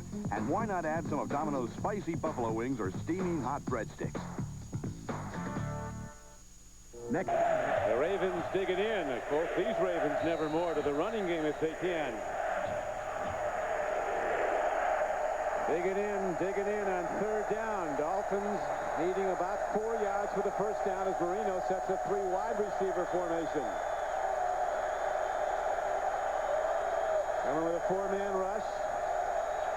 Keeping 7 back to pass cover. Marino throws. It's caught. And it's a first down, it would seem. A beautifully executed play to Marino's ace, O.J. McDuffie. And again, Marino, no one does it better, Jim, putting it where nobody else can get it but his receiver. He's going to run there in the flat, and Marino's going to throw it perfectly. He's going to throw it right to the outside and low. Impossible for the defender to defend right there. Great throw by Marino to get the first down. Barely gets it, but he gets it. That's all that counts. And the Dolphins are able to keep the clock moving. 8:55 to play. Miami holding to a 24-13 lead. Ravens scoring a touchdown on their last possession. Kareem Abdul-Jabbar runs on first down and gets very little, maybe a yard, as safety Stephon Moore comes up and puts the hit on him. Well, they have Stephon Moore coming on a blitz from that strong safety position, and Baltimore's got to make something happen right now. They can't just sit back and let Miami march down the field and make first downs. They got to go make something happen, give them negative yardage. Look at that day by Kareem Abdul-Jabbar. He's not done. No, not by a long shot. Here's Marino. He's not been sacked in 7 games. or in 4 games. And here is a throw and caught by Kareem Abdul-Jabbar. Marino for the season has been sacked only 4 times in 7 games. Ray Lewis is on the stop. Well, this is a nice play by Jabbar. We were talking about what kind of a rushing day he's had. Here he makes a real nice reception. Actually, he should have caught it the first time he touched it. He bobbled a little bit, made the catch. Good play, first down. You know that if Marino goes through this day without an interception, he will tie Bob Greasy's Dolphin record, 4 straight games without an interception. And he's already surpassed Greasy's consecutive throws without an interception. Over 140 straight throws now for Marino without an interception as Kareem Abdul-Jabbar runs and gets it to the 46-yard line. Marino, as we mentioned earlier, wearing number 13 when he had to pick last on a Little League team his dad coached, Little League football. Other guys got to pick the number they liked, and 13 was left for Dan Marino. Well, 13 has not been an unlucky number for this guy. Well, it'll be in Canton. Without question.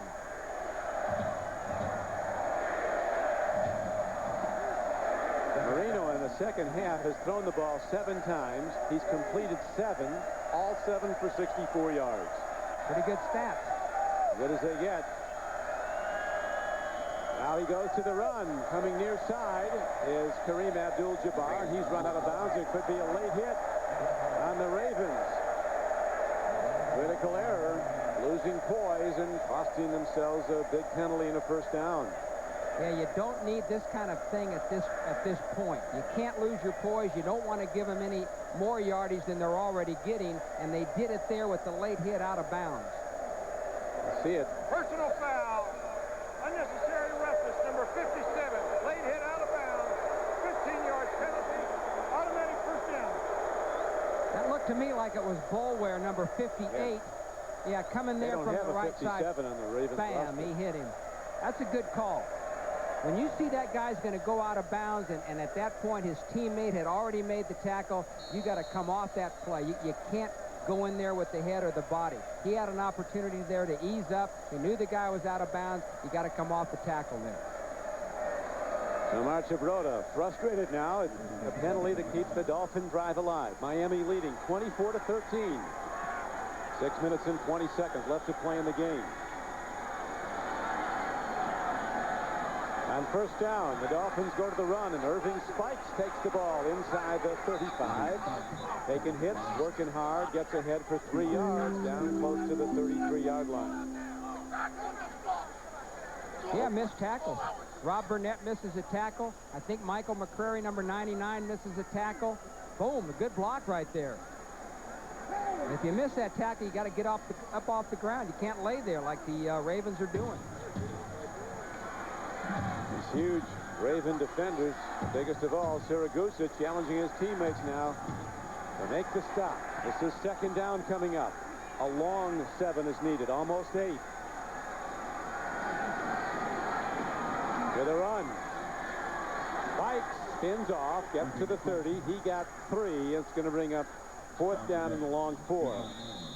Burnett makes the stop along with Moore.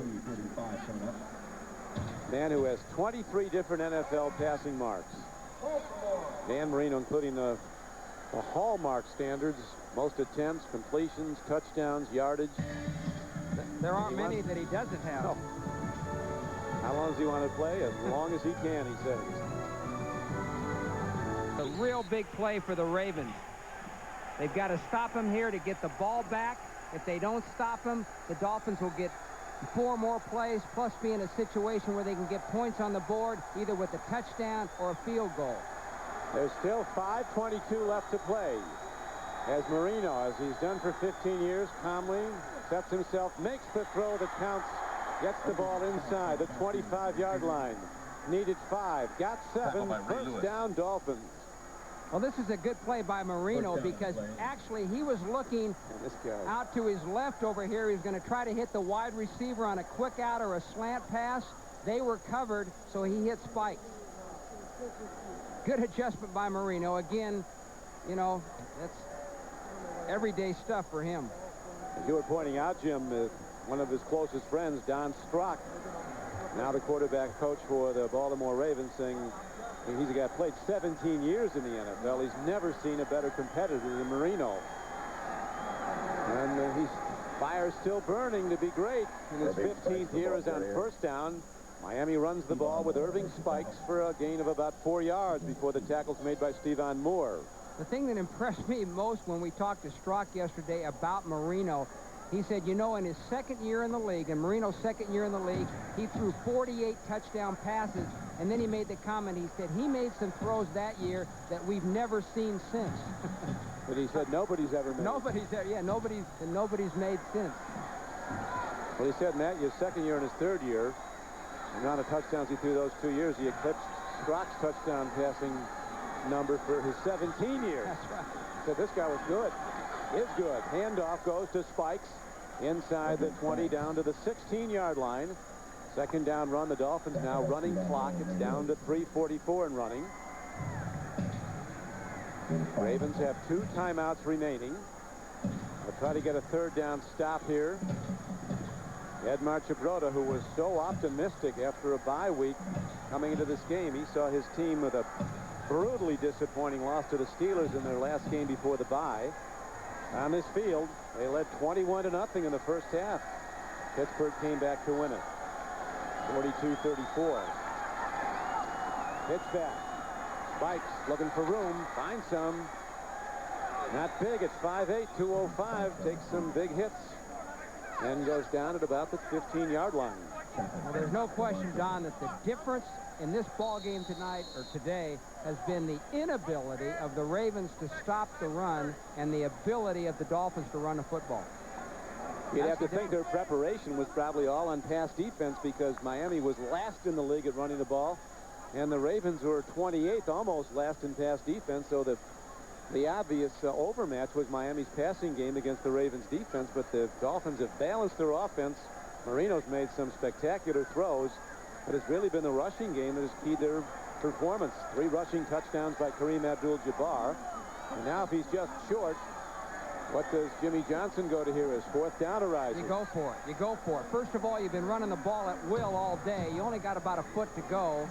If you make this first down, you got a cinch field goal. If you can't make the touchdown, you run more time off the clock. You got to go for it.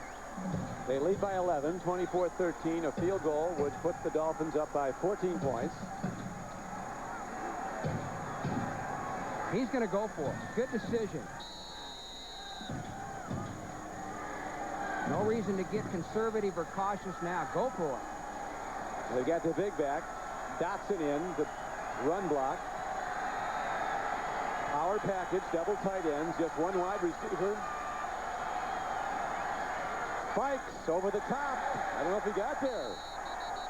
Ravens with the goal line defense at the 15-yard line shot Ray Lewis over the top, and Ray says no.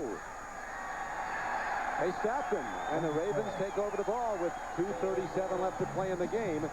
So they still have to sometime, but they've got to make it happen fast if the Ravens are to get back in it. Right. Even though that they didn't make it, I still think that was a good decision by Jimmy Johnson to go for the first down. They're up by 11 points. The Ravens, they've got 2.5 minutes left. They've got to get 2 scores. They've got to get a touchdown, 2-point conversion, and a field goal. 2-point conversion and a field goal. So they got to get two scoring opportunities. Lewis. And they got a long way to go. They got 85 yards to go to get in the end zone. And Lewis, who made the last tackle, Ray Lewis has now made 12 stops today for the Ravens. Esteverde on first down. His team down 24-13. Swings it out. They go wide. Coming out of the backfield was Jay Graham, the rookie runner. And good defense by Tim Jacobs, number 34 of Miami. Keeps him in bounds and takes the clock ticking on down towards the 2-minute warning.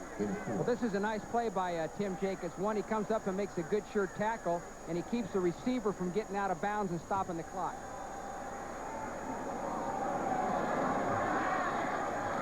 Esteverde throws. He gets ball to his tight end, Eric Green. He does have a first down out to the 29-yard line.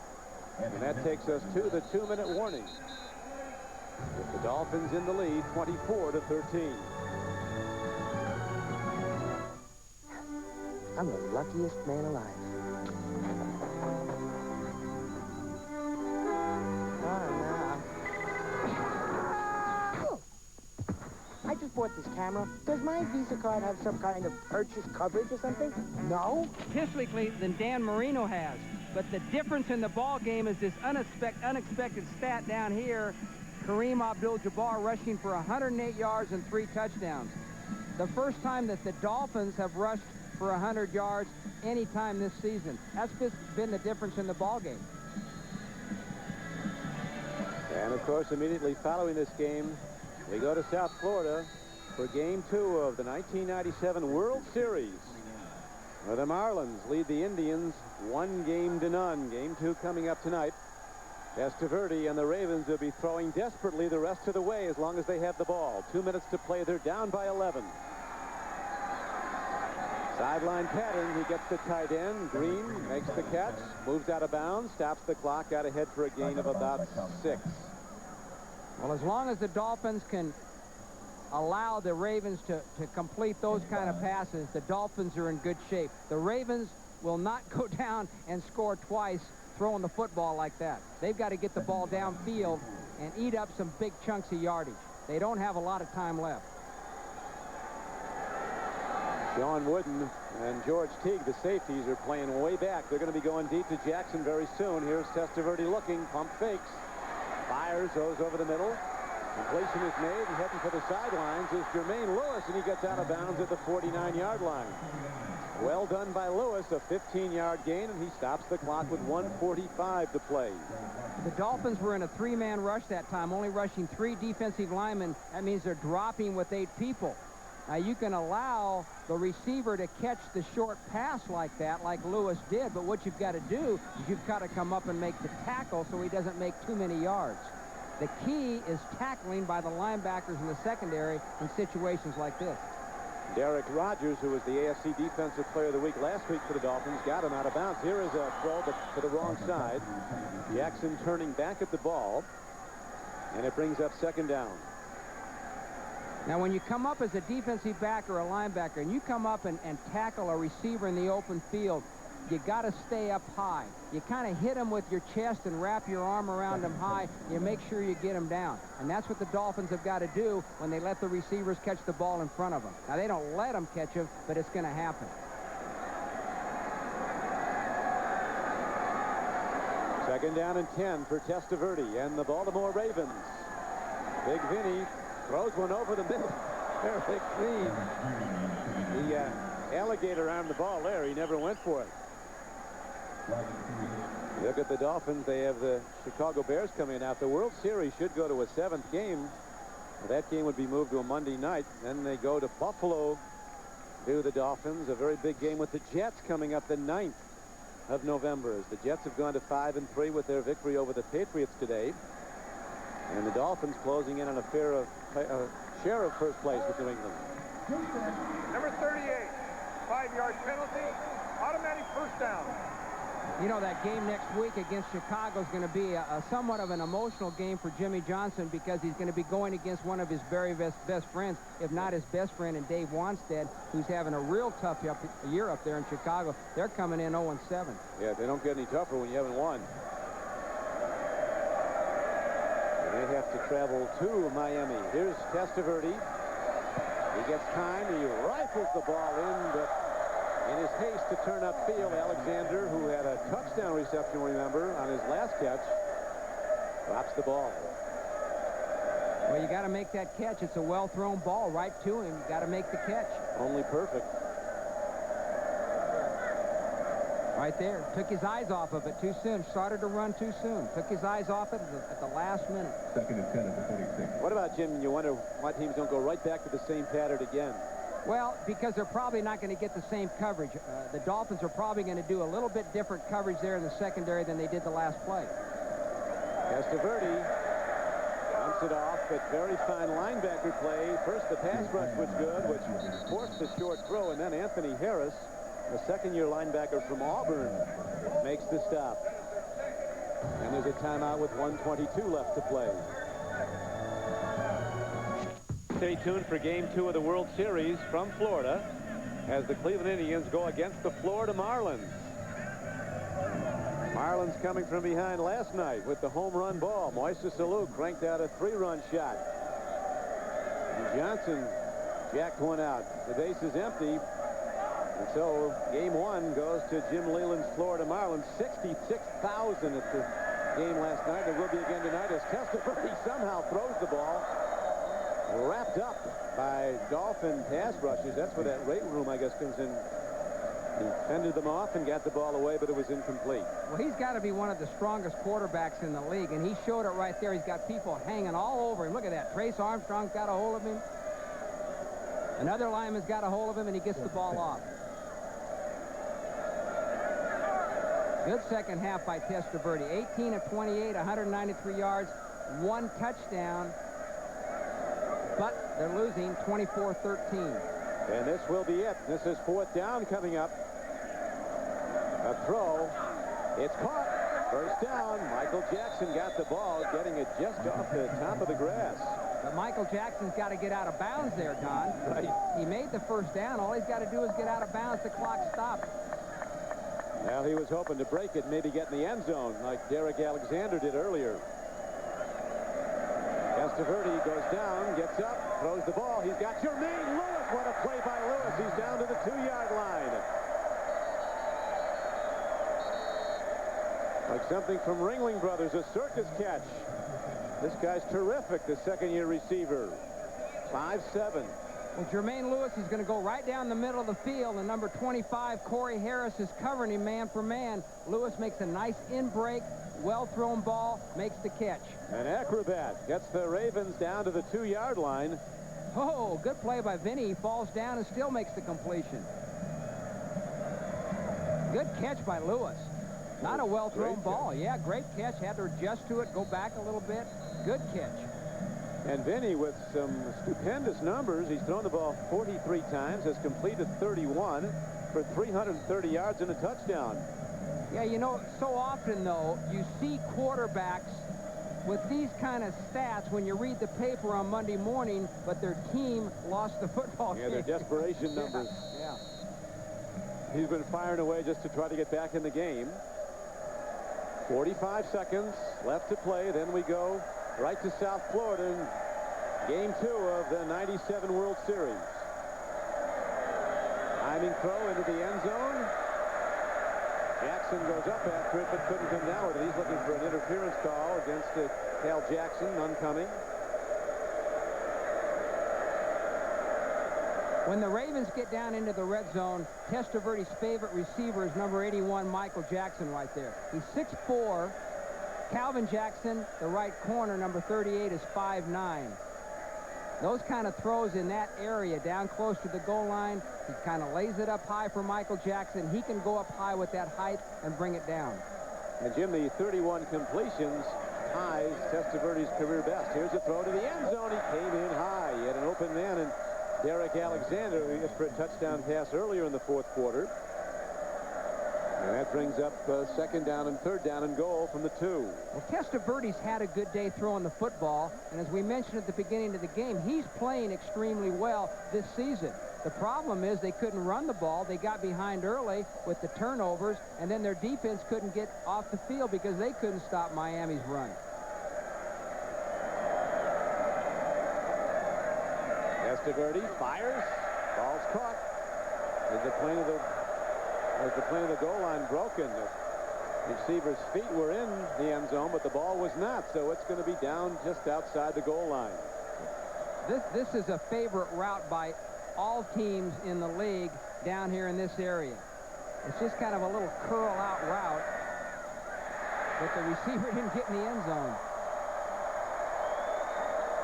And now on a 4th down try, it is broken up as the Dolphins defense stands tall. Terrell Buckley, the veteran, slapped it away.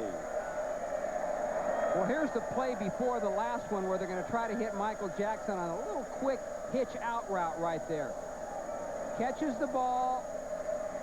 His feet are off the ground. His feet, I don't know. I don't know if that's in or not. His feet were off the ground. The ball's got to be across the plane of the goal line. It's got to be across that white stripe. If it isn't, it's not a touchdown. There's the 4th down play right there. Good job by the Dolphin defense. All they wanted to do there was keep him out of the end zone, keep him from getting the quick score. made them work hard, use up a lot of time, never did get in the end zone. So the Dolphins now extending their win streak to 3 and taking a share of first place in the AFC East with the Patriots, who were beaten today by the Jets. A tremendous team effort by the Dolphins, and they prevail over the Baltimore Ravens 24-13. So Jimmy Johnson, after losing an outstanding